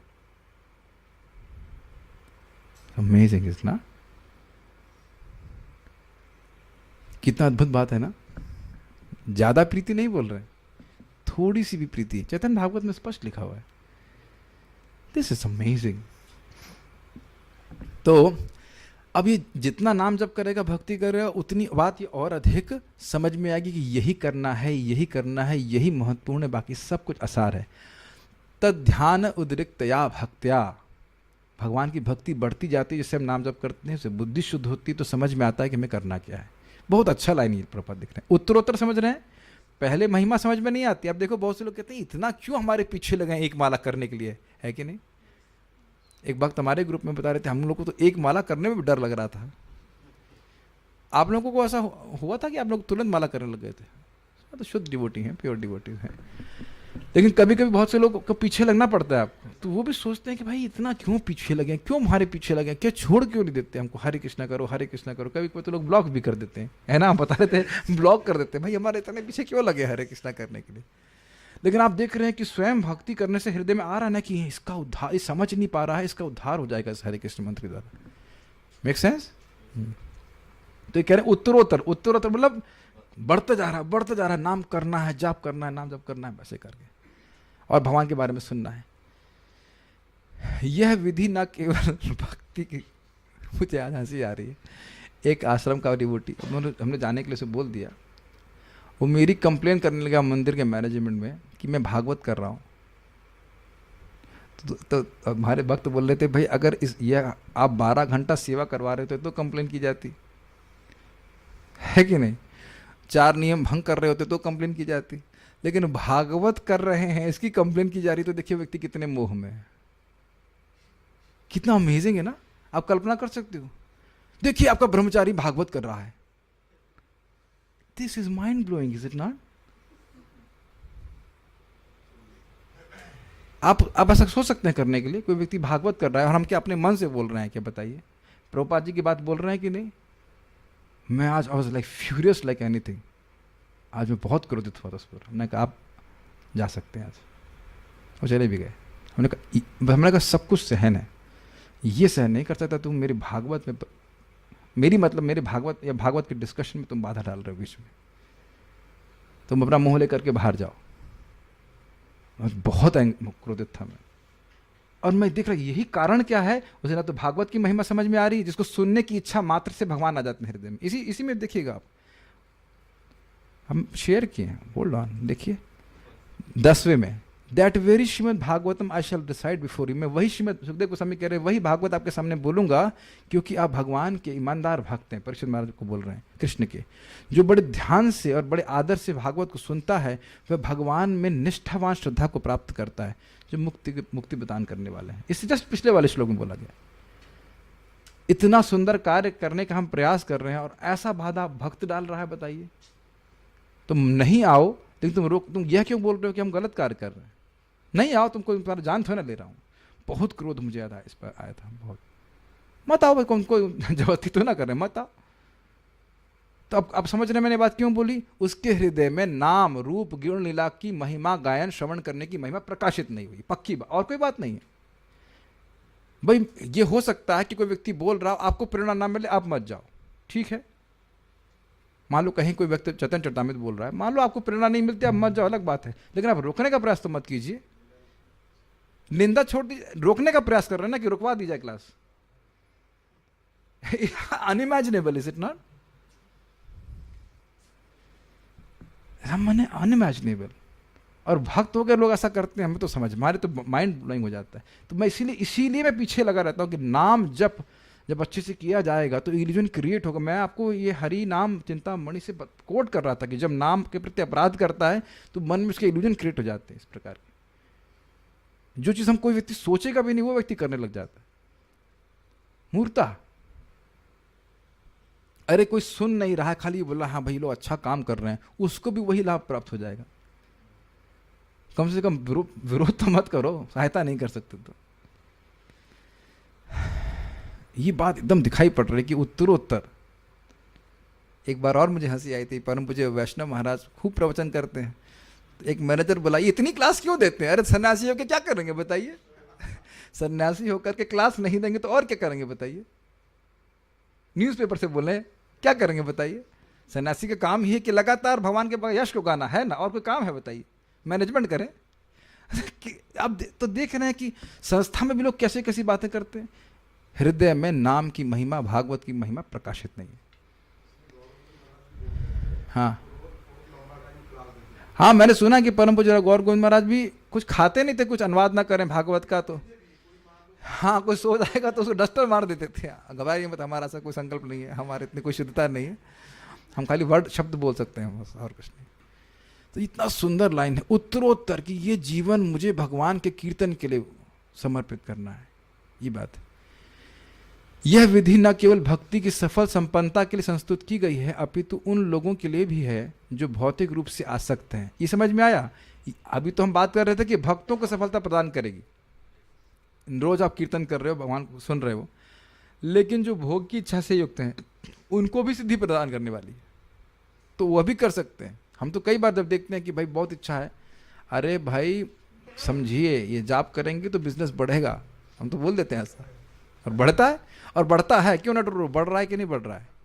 हमारा डिपार्टमेंट, गौ माता डिपार्टमेंट, पॉजिटिव तो पता नहीं जीरो पे चल, मतलब नेगेटिव तो पता नहीं, नेगेटिव में चल रहा था ना, पहले नेगेटिव में चल रहा था, और अभी नटवर प्रभु जब कर, नॉटी वर प्रभु सारे जब करने लगे हैं, हमारे नॉटी है थोड़े से, जब कर रहे हैं, भक्ति कर रहे हैं, ठीक कर रहे हैं, तो खुद ही आश्चर्यचकित कि लाखों को प्रॉफिट कैसे हो गया।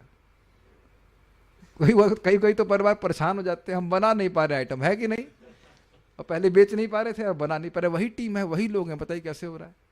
अरे सुने नहीं, भगवान को सबसे संतुष्ट करने का सबसे बढ़िया तरीका भगवान का नाम उच्चारण करना, उसके बदले में कुछ मांग लीजिए। आप बुद्धिमान होंगे तो भगवान की भक्ति मांगेंगे, लेकिन और आप भी कौन सा इसके लिए कर रहे हो, तो भक्ति के लिए कर रहे हैं, लेकिन कृष्ण बड़े प्रसन्न होते हैं, है कि नहीं। और आप ये नहीं कह सकते मेरी वजह से हो रहा, कि मुझे तो मेडिसिन के बारे में कुछ भी पता नहीं, ना च्यवनप्राश बनाना आता है ना कुछ आता है, ये मेरे पे मत डालिए, ये सब भगवान के करने वाले हैं।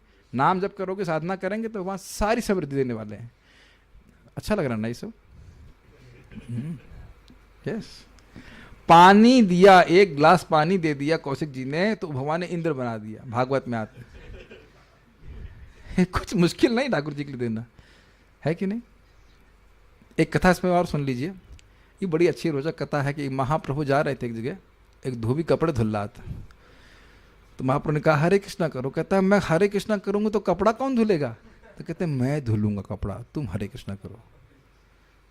तो आप जीवन में देखिएगा कि जो व्यक्ति 16 माला जब कर लेगा सुबह, उसके जीवन में आसानी आ ही जाएगी, और जो उसको छोड़ेगा अटिज्म, तो वो उसका देखना कुछ न कुछ पंगे होते ही हैं, जीवन में परेशानी आती ही रहती है उसको।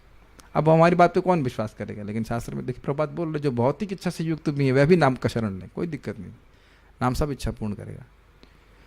हम तो अपने जीवन में देखे थे, हम तो कभी, मैं बता रहा हूँ, मैं कभी नहीं सोचा था कि IIT में सिलेक्शन भी होगा,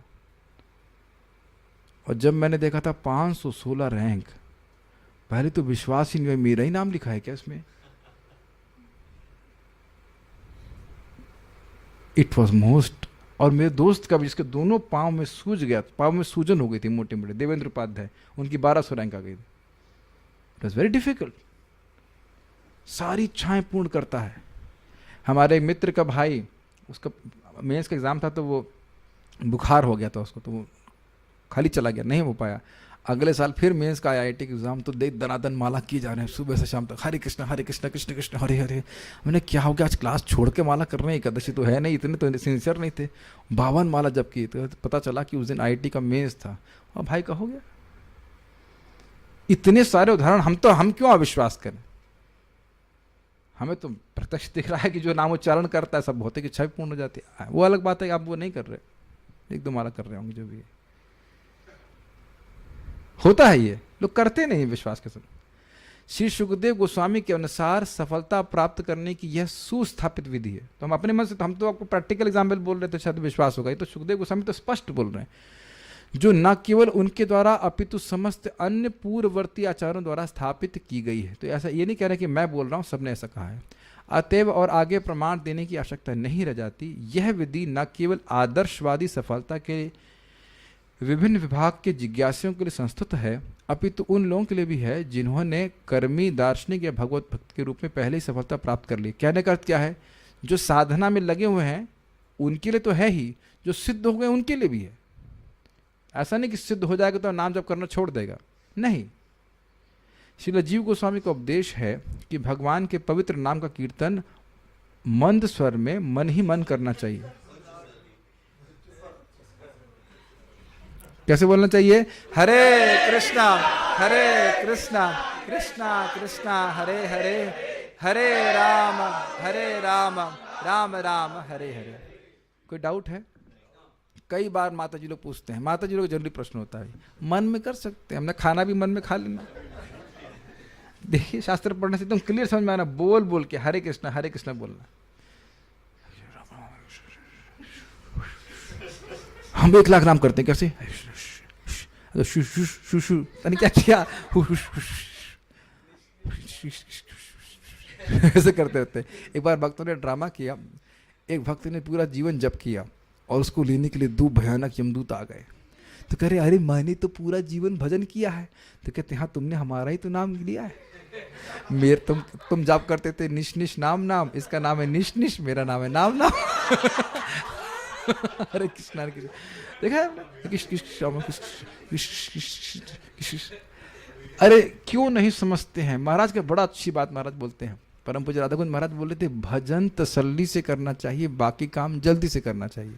जैसे आप जल्दी जल्दी पेट्रोल भराते हो, चलाते आराम से है कि नहीं? खाना पीना जो है वो जल्दी कर, मतलब आराम से, उसमें जल्दी नहीं करना चाहिए, बट उसमें अधिक समय नहीं व्यतीत करना चाहिए। लेकिन अब नाम जप कर रहा है उसको भी जल्दी जल्दी करता है। तो एक बात और शिक्षा के लिए लीजिए यहाँ पे, मान लीजिए आपकी सेवा 8 बजे शुरू होनी है, तो अच्छे साधक को मतलब है कि वे अपनी माला को 6:30-7 बजे तक पूरा कर लें।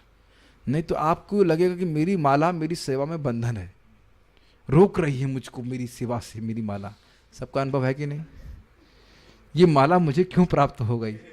अब एक माला मैं रात में करूंगा, कहाँ माला भाग रही है? क्या ये सारे अनुभव है कि नहीं? ठीक है, तसल्ली से कीजिए। और उच्च स्वर में स्पष्ट हरे कृष्णा कृष्णा कृष्णा हरे हरे, हरे राम राम राम हरे हरे।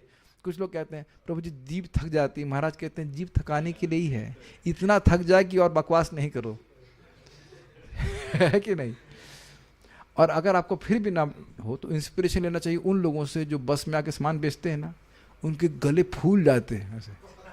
देखा है आपने? चना बेचने के लिए, नींबू का वो जूस बेचने के लिए कितने उच्च स्वर में बोलते हैं। अच्छा, मुझे हैगिरी प्रभु बता रहे थे, परम पूज्य राधागोविंद महाराज के पास थे वो, और वो टीका पढ़ रहे थे और टीका मन में पढ़ रहे थे। तो महाराज बोले, हाँ जब पजल्प करेगा तो जोर जोर से करेगा, और जब भागवत पढ़ेगा तो मन में पढ़ेगा। अब मुझे खुद ही बता रहे थे वो, पता नहीं आप लोगों के सामने हुआ कि नहीं, उन्होंने महाराज डांट लगा इस प्रकार से। हाँ, कुछ तो ऐसे मन में बोल रहे हैं। तो हमने सुना है परम पूज्य राधा गोविंद मेरा टीका भी बोल बोल के पढ़ते थे, है ना, श्रीधर स्वामी की टीका, क्योंकि वो निर्गुण शब्द है, बोल करके अपने ही कान में सुनते। प्रभुपाद जी अपना लेक्चर देते, रिकॉर्ड करते और खुद ही सुनते। और आपको आश्चर्य की, उसमें आश्चर्य की बात क्या है? खाना बनाते हैं, खाना बना के खुद खा लेते हैं कि नहीं? बहुत बार ऐसा होता है, आप स्वयं पाकी होते। और श्रीधर स्वामी इसको बोलते हैं कि अगर कोई नहीं होता है तो भक्त अपना संग अपने आप को देता है। This is amazing. Prabhupada ji लिखते हैं उसको। तो समझ में आ रहा है बात कि जो सिद्धावस्था में है वह भी, उसके लिए भी संकीर्तन सर्वश्रेष्ठ है। और उच्च स्वर में करना चाहिए, उच्च स्वर में करना चाहिए। अब उच्च स्वर का ये भी मतलब नहीं कि आप जब कर रहे हैं दूसरा भक्त डिस्टर्ब हो जाए, हरे कृष्णा कृष्णा कृष्णा हरे हरे। मतलब ऐसा होना चाहिए कि आप सुन सके। ठीक है, इसलिए जूम में बड़ी सुविधा है, कितना हूँ जोर से बोलो, डिस्टर्ब नहीं होगा सामने। ठीक है, बहुत अच्छा तात्पर्य, उम्मीद है कि सबको अच्छा ही लग रहा होगा और क्लियर है कि क्या करना है। साथ ही पद्म पुराण की संस्तुति के अनुसार निरअपराध भाव से संपन्न किया जाना चाहिए। उसके बारे में अभी बोलेंगे। मनुष्य भगवान के प्रभावों से अपने को उबार सकता है, मतलब भगवान के प्रभाव से वो उसका उद्धार हो जाएगा। मनुष्य भगवान की नाम की शरण लेकर अपने को भगवान के चरण कमलों के प्रति अपराधों से छुड़ा सकता है। लेकिन मतलब समझ रहे हैं, भगवान की शरण लेकर मुक्त हो जाएगा, लेकिन भगवान के प्रति अगर अपराध हो जाए तो क्या करे? नाम को उच्चारण करे। नाम उच्चारण करने से भगवान के प्रति अपराध हो जाता है, गलती से जो भी, वह नष्ट हो जाता है। श्रीवास ठाकुर का शब्द है कि आपका एक नाम लेने वाले के आप लाखों करोड़ों अपराध माफ कर देते हैं। चेतन भागवत। किंतु यदि कोई भगवान नाम के चरणों पर अपराध करता है तो वह अपने को बचा नहीं सकता। पद्म पुराण में ऐसे अपराधों का उल्लेख है जिनकी संख्या 10 बताई गई है। क्या है? पहला अपराध उन महान भक्तों को कलंकित करना जिन्होंने भगवान की महिमा का उपदेश दिया। स्पष्ट है भाई। देखो, कोई भक्त भक्ति कर रहा है, उसको डिस्टर्ब नहीं करो। सहायता नहीं कर सकते, कम से कम परेशान नहीं करना चाहिए। ठीक है? इसमें कोई मुश्किल है? बस तो आप सब लोग इसी प्रकार के हो, आप डिस्टर्ब तो किसी को नहीं करते हो। लेकिन अब ये भी नहीं होता है कि मान लो कोई सुबह सो रहा हो, हम लोग सो रहे हैं 3:30 बजे, उठने का समय हो गया, अब कोई उठा रहा है तो वैष्णव अपराध, तो वैष्णव अपराध नहीं। ऑब्वियसली बहुत सारे फैक्टर हैं। मान लो बीमार है तो आप बोल सकते मैं बीमार हूँ तो रेस्ट करने देगा, लेकिन सहायता करनी चाहिए, अपराध नहीं करना चाहिए। तो समझते हैं? अरे वो तो सब अपनी बस महिमा, अपना प्रतिष्ठा के लिए कर रहा है, सब कर रहा है, वो कर रहा है। कोई मान लो कीर्तन गा रहा है, अच्छा, अरे वो तो माता जी को इम्प्रेस करने के लिए कर रहा है। एक बार मैं प्रवचन कर रहा था तो बाद में भक्त बोले, अरे वो तो बस राधा कुंज महाराज जी की बात बोलता है। तो ये अच्छी बात है ना कि न्यूज़पेपर से बोलूं? पूर्ववर्ती भक्तों ने, आचार्यों ने बोले, कोई कह रहे तो प्रभुपाद जी की बात बोलते, तो क्या बोले? आपकी बात बोले, रिक्शे वाले की बात बोले। अब तुमको नहीं अच्छा लग रहा प्रवचन, वो अलग बात है, लेकिन इस प्रकार से निंदा क्यों करते हैं बताइए? कुछ मैंने गलत बोला हो तो बता दो, हम उसको सुधार लेंगे। हाँ पे अभी बात त्रुटि रह गई तो स्वाभाविक से बात सुधार लेंगे, कोई दिक्कत नहीं है। लेकिन ये सब दिखाता है कि हृदय में ईर्ष्या है। तो अपने हृदय में को झांकना चाहिए। इस तरह के हमें कार्य कभी नहीं करना चाहिए। कोई सिद्धांतिक गड़बड़, मैं खाली कथा के बारे में बोल रहा हूँ, कथा में आपको संदेह है सिद्धांत के संबंध में तो आप पूछ लीजिए कि प्रभु जी आपने ऐसे बोला, हमको बात समझ में नहीं आ रही। ये बात समझिए कि हम भक्तों की किसी बात का अनुमोदन करके ही भक्ति को स्वीकार किए हैं। हमको कीर्तन अच्छा लगा, प्रसाद अच्छा लगा, भक्त अच्छे लगे या कथा अच्छी लगी, इस कारण से भक्ति में आए थे। जो भक्ति में आने का कारण है वही भक्ति बढ़ाने का कारण है। क्लियर समझ में आ गया? ये बात समझ लीजिए कि जो पहला अपराध है और 7वां अपराध नाम के बल पर पाप करना, इसी के लिए भक्तों को दंड मिलता है। बाकी सारे अपराध नाम करने से अपने आप नष्ट हो जाते हैं। ध्यान रखिएगा। मैंने रामकृष्ण प्रभु को पूछा था, जो 3 लाख नाम जप करते हैं, हमने कहा प्रभु जी नाम अपराध हो जाते हैं, तो कहते हैं करो ही क्यों? वाह, कितना सिंपल उत्तर है ना, करें ही क्यों? क्या जरूरत है वैष्णव की निंदा करने की? तो बात बोल रहे थे कि भक्ति विज्ञान महाराज, हमको पता है कि वैष्णव निंदा इतनी खराब है तो हम करते क्यों हैं? Because we like it. तो इसलिए ऐसे लोग जो वैष्णव निंदा के चक्कर में पड़े रहते हैं, जिनका खाना हजम नहीं होता जब तक कुछ भक्तमाल ना कर लें, तो इनसे हमको दूर रहना चाहिए। ठीक है? पहला अपराध हाँ ये हो गया। दूसरा अपराध है भगवान के पवित्र नामों की संसारी ख्याति के रूप में देखना। मतलब कोई भौतिक रूप धारणा के अनुसार भगवान समस्त ब्रह्मांडों के स्वामी हैं, अतः वे विभिन्न स्थानों में विभिन्न नामों से जाने जा सकते हैं, किंतु इससे भगवान की किसी तरह पूर्णता सिद्ध नहीं होती। भगवान के लिए प्रयुक्त कोई भी नाम शब्दावली अन्य किसी भी नाम जैसी पवित्र है, क्योंकि वे सभी भगवान के निमित्त हैं।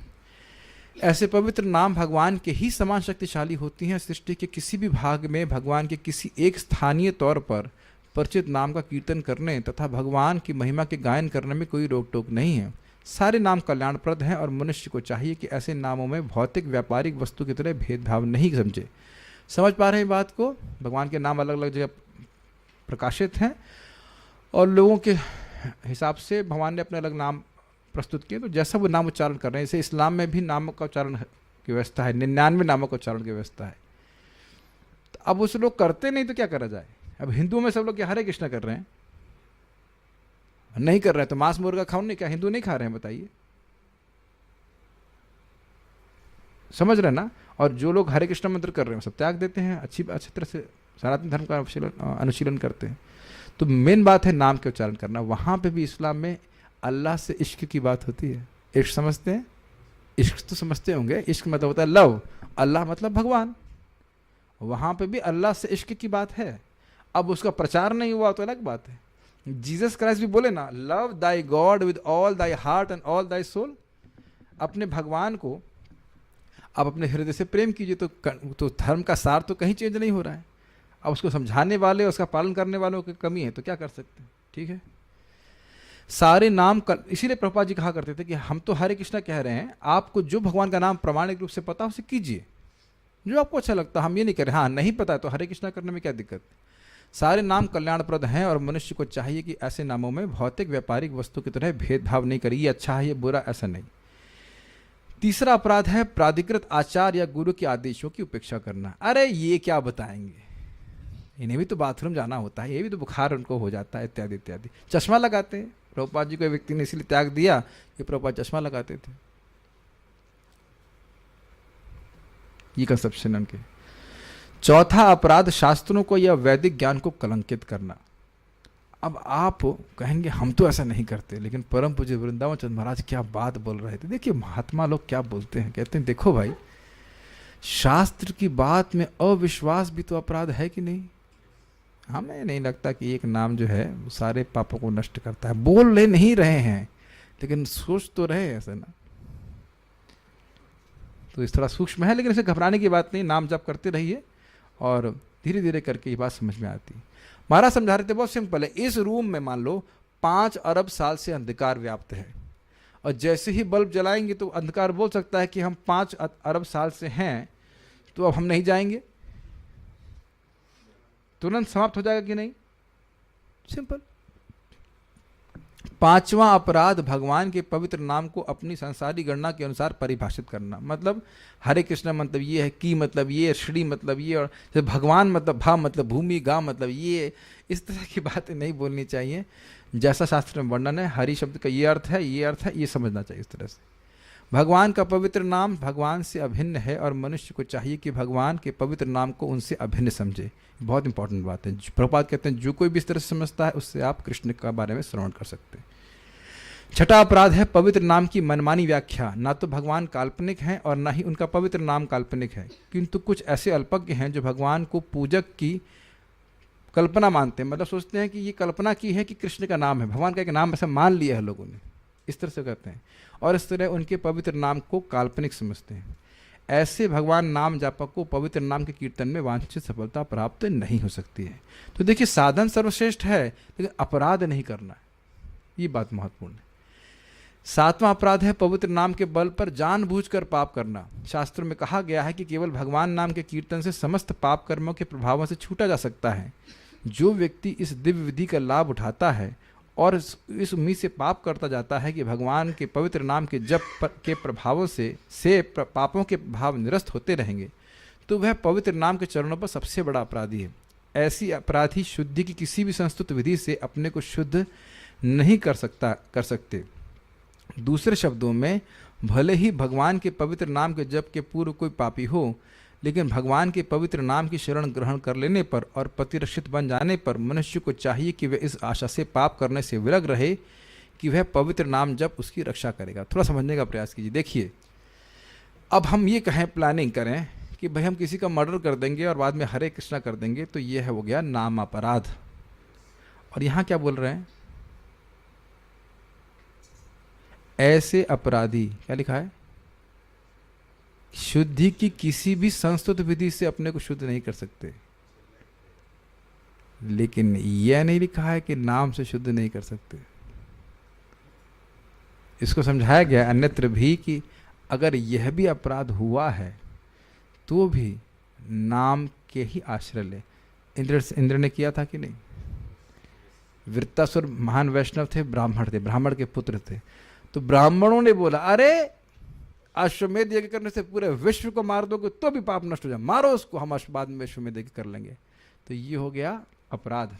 तो समय बहुत अधिक लगा, क्योंकि अब वृत्तासुर को मारने के बाद वो से माफ़ी तो नहीं मांग सकते थे, उनको 1000 साल ऐसे कुछ लगा था तपस्या करने में। भगवान का नाम उच्चारण करते रहे तो फिर ठीक हो गया। अल्टीमेटली बारंबार नाम उच्चारण करने से हृदय शुद्ध होता है, तो फिर इस प्रकार का अपराध व्यक्ति नहीं करेगा।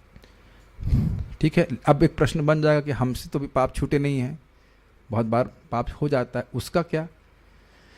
देखिए, आदतवश कोई पाप हो जाता है भक्त से तो ये नाम अपराध नहीं है, वो चाहता नहीं है लेकिन वो हो जाता है, क्योंकि कुछ वासनाएं हैं, तो वो प्यूरिफिकेशन में। अब भगवान इस बात को बोलते हैं कि मेरा भक्त है, मेरे भक्ति करता है और जानता है कि अच्छा नहीं है, लेकिन उसमें वो गिर जाता है, वो दुखी भी होता है, तो उसे दुखी नहीं होना चाहिए, मेरी भक्ति करते रहना चाहिए। भक्ति करते करते वो उसको दिखा कि कहाँ कहीं इच्छा ही गायब हो जाती। अंतर समझ रहे दोनों के एटीट्यूड में? अगर कोई इस प्रकार से पाप कर रहा है तो भगवान को अपने पाप में सानने का प्रयास कर रहा है कि नहीं? नाम को देखो, ऐसा करना, मैं पाप करूंगा और तुम माफ कर दवा देना। समझ में आ गया? तो ऐसा नहीं करना चाहिए। ठीक है, अगर गंभीरता से नाम जप करेंगे तो देखेंगे बहुत जल्दी ही पाप करने की प्रवृत्ति नष्ट हो जाती है। इस पे परम पूज्य राधा गोविंद महाराज बड़ा सुंदर बोल रहे थे। कह रहे थे देखो, 2 बात बोल रहे थे। एक तो परम पूज्य गौर कृष्ण महाराज बोलते हैं कि देखो, भगवान ये नहीं कह रहे कि पाप छोड़कर मेरे पास आओ, कह रहे मेरे पास आओ, पाप में छुड़ा दूंगा। सर्व धर्मान परित्यज्य मामेकम शरणम व्रजा अहम त्वाम सर्व पापेभ्यम मोक्षयिष्यामि मा शुचः।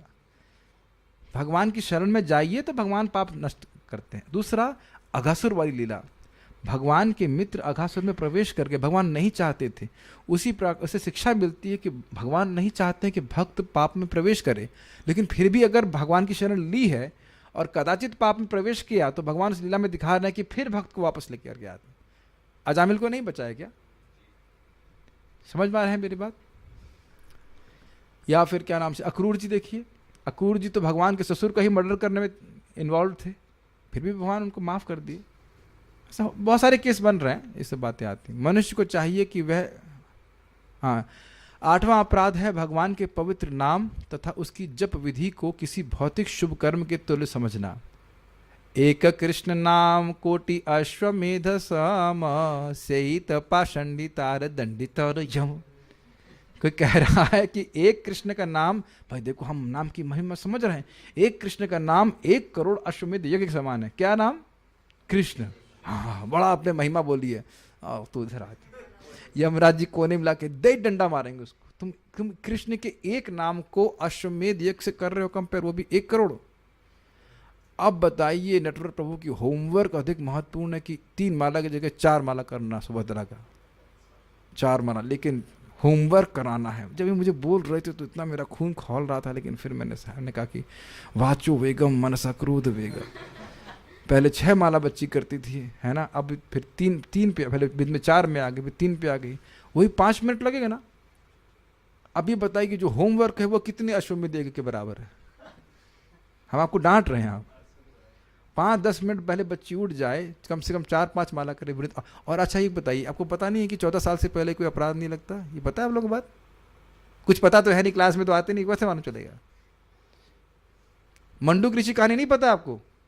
वही बोले थे ना कि बचपन में मैं चींटी को मार दिया था, तो अब वो तो अपराध नहीं माना जाता ना, आपने कैसे पाप में दे दिया? 11 या 12 साल से पहले कोई पाप अपराध नहीं होता है। सुभद्रा है क्या? सुभद्रा बेटा, किसी वैष्णव की निंदा करी आपने अभी तक?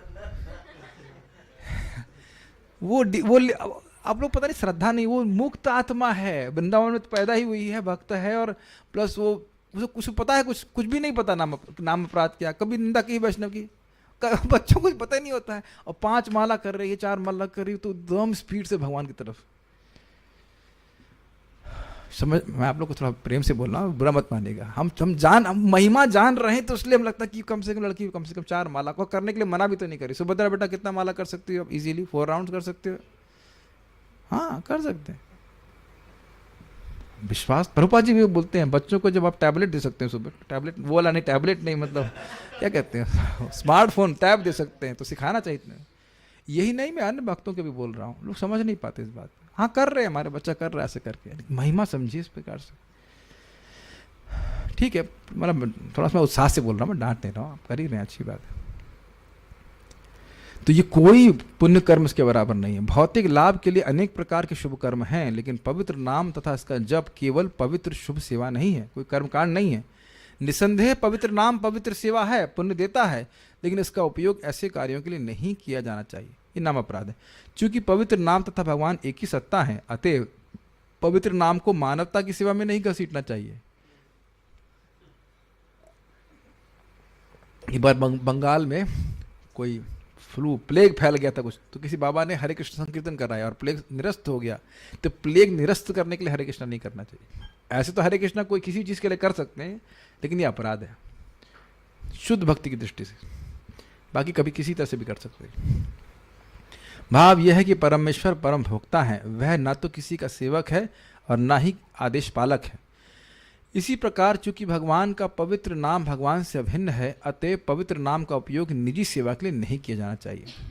तो आपने कहेंगे अभी तो लिखा था इच्छता, हाँ ठीक है, अपराध युक्त नाम कर रहा है तो उसको भोग आदि प्राप्त होगा, ये बात है। लेकिन शुद्ध भक्ति की दृष्टि से देखा जाए तो ये चीज़ ठीक नहीं है। वैसे को एटम बम का उपयोग अब चींटी मारने के लिए करें तो ये तो बहुत अच्छी बात नहीं है कि नहीं? ये बात पाप नाश करने के लिए, भोग प्राप्ति के लिए नहीं करना चाहिए। नाम का उपयोग भगवान को अपने हृदय में स्फुरित कराने के लिए करना चाहिए। नवा अपराध है ऐसे लोगों को पवित्र नाम की दिव्य प्रकृति के विषय में उपदेश देना जो भगवान के पवित्र नाम का जप नहीं करना चाहते। इसलिए हरे कृष्ण मंत्र उनको सुना सकते हैं, बोल सकते हैं कि ऐसे आपको मन में शांति मिलेगी, जो कि मिलेगी। लेकिन आप ऐसी बातें बोलेंगे कि एक ही नाम से अनंत जन्म के पाप नष्ट होते हैं, ये हो जाता है, तो वो समझेंगे नहीं। आप कहेंगे प्रभु जी आप तो यूट्यूब पे लाइव कर रहे हो, तो प्रवचन तो मैं आपको दे रहा हूँ, बाकी लोगों को सुनना हो तो सुन ले, तो ये अपराध नहीं। कुछ समझ में आ रहा है? प्रवचन तो आप लोगों को किया जा रहा है, जूम की डिवोटी से किया जा रहा है, वो तो सब श्रद्धालु हैं। अब यूट्यूब पे कौन कुछ सुन रहा है, वो श्रद्धा हो या नहीं वो उसकी इच्छा, हम उसको प्रवचन नहीं कर रहे। लाइव कर रहा हूं लेकिन प्रवचन उनको नहीं कर रहा हूं। सुन करके वो महिमा जाप समझ करके जाप करने लग जाए तो बहुत अच्छी बात है, इच्छा भी है इस प्रकार से। जिसको श्रद्धा नहीं होगी वो नहीं करेगा, उसको प्रीचिंग थोड़ा कर रहा हूं मैं। Are you able to follow? यदि ऐसा उपदेश अनिच्छुक श्रोतागण को दिया जाता है तो इस कार्य को पवित्र नाम के चरणों पर अपराध माना जाता है। स्पेशली वैसे बोला जाता है कि ऐसे व्यक्ति को दीक्षा देना जो नाम नहीं करना चाहता। नाम की महिमा तो बता सकते हैं, बताई जाती है, शास्त्रों में लिखी हुई है, तो ना जो अश्रद्धालु लोग पढ़ लेंगे तो जिसने लिखा है वो जो लिख के दिया, भागवत लिख दिया गया है तो उसका अपराध होगा। लेकिन स्पेशली ऐसा बोला जाता है कि व्यक्ति नाम उच्चारण करना नहीं चाहता, उसको दीक्षा दे दिया इसलिए ताकि मेरे चेले बन जाएं, इसलिए। तो इस सब नाम के प्रति अपराध होता है। 10वां अपराध है पवित्र नाम की दिव्य प्रकृति के विषय में सुनने के बाद भी भगवान के पवित्र नाम के प्रति अरुचि प्रदर्शित करना। ये बहुत बड़ी प्रॉब्लम होती है। कुछ साल बीत जाने के बाद शुरुआत में थोड़ा उत्साह रहता है, लेकिन शास्त्र श्रवण नहीं करते तो कुछ साल के बाद ना ढील ढाला भक्ति करने लगते हैं। अब क्या वही माला तो करना है नहीं, अभी तो हम तो पृथु प्रभु हैं जो प्रभुपाद जी के शिष्य, उनका शब्द हम सुने को बड़ा अच्छा लगा। कहने कि मैं अब रोज वेट करता हूँ कि कब 2:30 बजेगा, मैं उठूंगा और नाम जप करूंगा। What amazing enthusiasm. काफ़ी वृद्ध हैं और मतलब बीमार भी हैं, लेकिन कितना उत्साह है ना। मैं नहीं बोल रहा आप सब लोग 2:30 बजे उठना शुरू कर दीजिए, मैं नहीं बोल रहा हूँ, मैं खाली बोल रहा हूँ कि उत्साह है। परम पूज्य लोकनाथ महाराज को देखो, क्या महाराज नृत्य करते हैं, क्या गाते हैं। Is it not? कोई लगता है कि वृद्ध है? बताइए। घंटों घंटों कृष्ण हॉल में 3-3, 4-4 घंटे कर रहे थे, तो आप कहेंगे कि उत्साह कम हो गया क्या? अब वृद्धावस्था आ गई, क्या कर सकते। प्रभुपाद जी तो कितनी 70 साल की उम्र में देखी गई, और देखा ही होगा उन्हें वीडियो प्रभुपाद कैसे नाच रहे हैं। कल ही प्रभुपाद को नाचते हुए देख करके व्यक्ति उत्साहित हो जाता है। You never become less in भक्ति एज वी एडवांस। समझ रहे हैं बात को? उत्साह बढ़ना चाहिए। वस्तुतः भगवान की अंतरंग शक्ति की वृत्ति है, जैसे जैसे हम साफ होते जाएंगे हमारा हृदय साफ होगा और महिमा प्रकाशित होगी और उत्साहित होना चाहिए। ये बात भगवान के पवित्र नाम के जप से जो प्रभाव अनुभव किया जाता है, ये सुनिए, बहुत अच्छा है। क्या प्रभाव है जो आप साक्षात अनुभव करोगे। ये तो समझ नहीं पाएंगे कि अनंत जन्म के पाप नष्ट हुए कि नहीं हुए, लेकिन क्या प्रभाव होगा ये देखिए। ये तो फोकस है इसका। अगर हम निरपराधिक रूप से जाप करते हैं, भगवान के पवित्र नाम के जप से जो प्रभाव अनुभव किया जाता है वह है झूठे अहंकार की धारणा से जापक की मुक्ति। कि मैं स्त्री हूँ, मैं पुरुष हूँ, मैं ब्रह्मचारी हूँ, मैं ये हूँ, मैं वो हूँ, ये सब भावना से मुक्ति। सर्वोपाधि विनिर्मुक्तम। You can actually become freed from this concept. क्या आप अनुभव करेंगे? ये तो कभी नहीं समझ पाएंगे कितने पाप नष्ट कर, ये कोई नहीं समझ पा रहा है। लेकिन मैं ये शरीर हूं, ये भावना नष्ट होती है भगवान के नाम जप से। एकदम प्रत्यय, देखिए आपके सामने लिखा हुआ है 2:11। झूठा अहंकार अपने को विश्व का भोक्ता समझने तथा यह सोचने के कारण प्रकट होता है कि विश्व की सारी वस्तुएं उसी के उपयोग के लिए हैं। समझ में आया? मिथ्यांकार क्या होता है? वस्तुएं मेरी हैं, इनका भोग मैं करूंगा, इत्यादि इत्यादि। और जब भगवान का नाम जप करते हैं तो क्या है? वस्तुएं कृष्ण की हैं, इनका उपयोग मैं कृष्ण की सेवा के लिए करूंगा। ये प्रत्यक्ष भावना, ये प्रत्यक्ष क्लियर हो रहा है कि आप मिथ्यांकार से मुक्त हो रहे हैं। ठीक है। सारा भौतिकतावादी जगत मैं तथा मेरा के झूठे अहंकार में वशीभूत है, किंतु ऐसी भ्रांत धारणा से मुक्त होना ही पवित्र नाम के जप का असली प्रभाव होता है। पाप वाप नाश तो पहले समाप्त हो गया।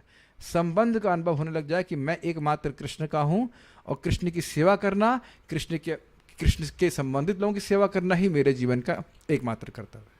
तो उम्मीद है कि आप लोग को इस श्लोक समझ में आया होगा। तो सार यही है कि कैसा भी व्यक्ति हो, उसके लिए सर्वश्रेष्ठ साधन भगवान का नाम है। और हम लोग प्रयास करेंगे हर दिन भगवान का नाम जब ठीक से कर सकें। किसी का कोई प्रश्न या कुछ कमेंट है?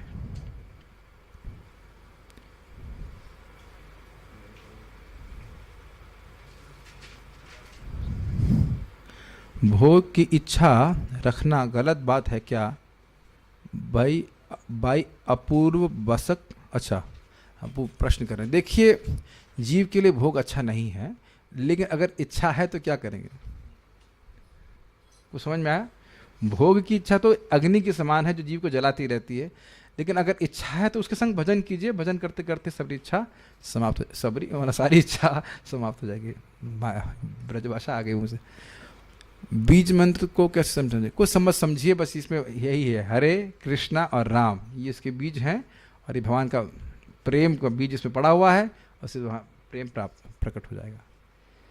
अगर कोई भक्त की तबीयत ठीक नहीं है और उनके लिए अगर हम जप करें जिससे वो ठीक होके अच्छे से भक्ति कर सकें, तो यह भी शुद्ध भक्ति की दृष्टि से ठीक है, कोई दिक्कत नहीं। अगर कोई भक्त बीमार है, प्रभुपाद जी भी तो बीमार तो कहते आप अपने भक्तों को बोले कृष्ण से प्रार्थना कर सकते हैं।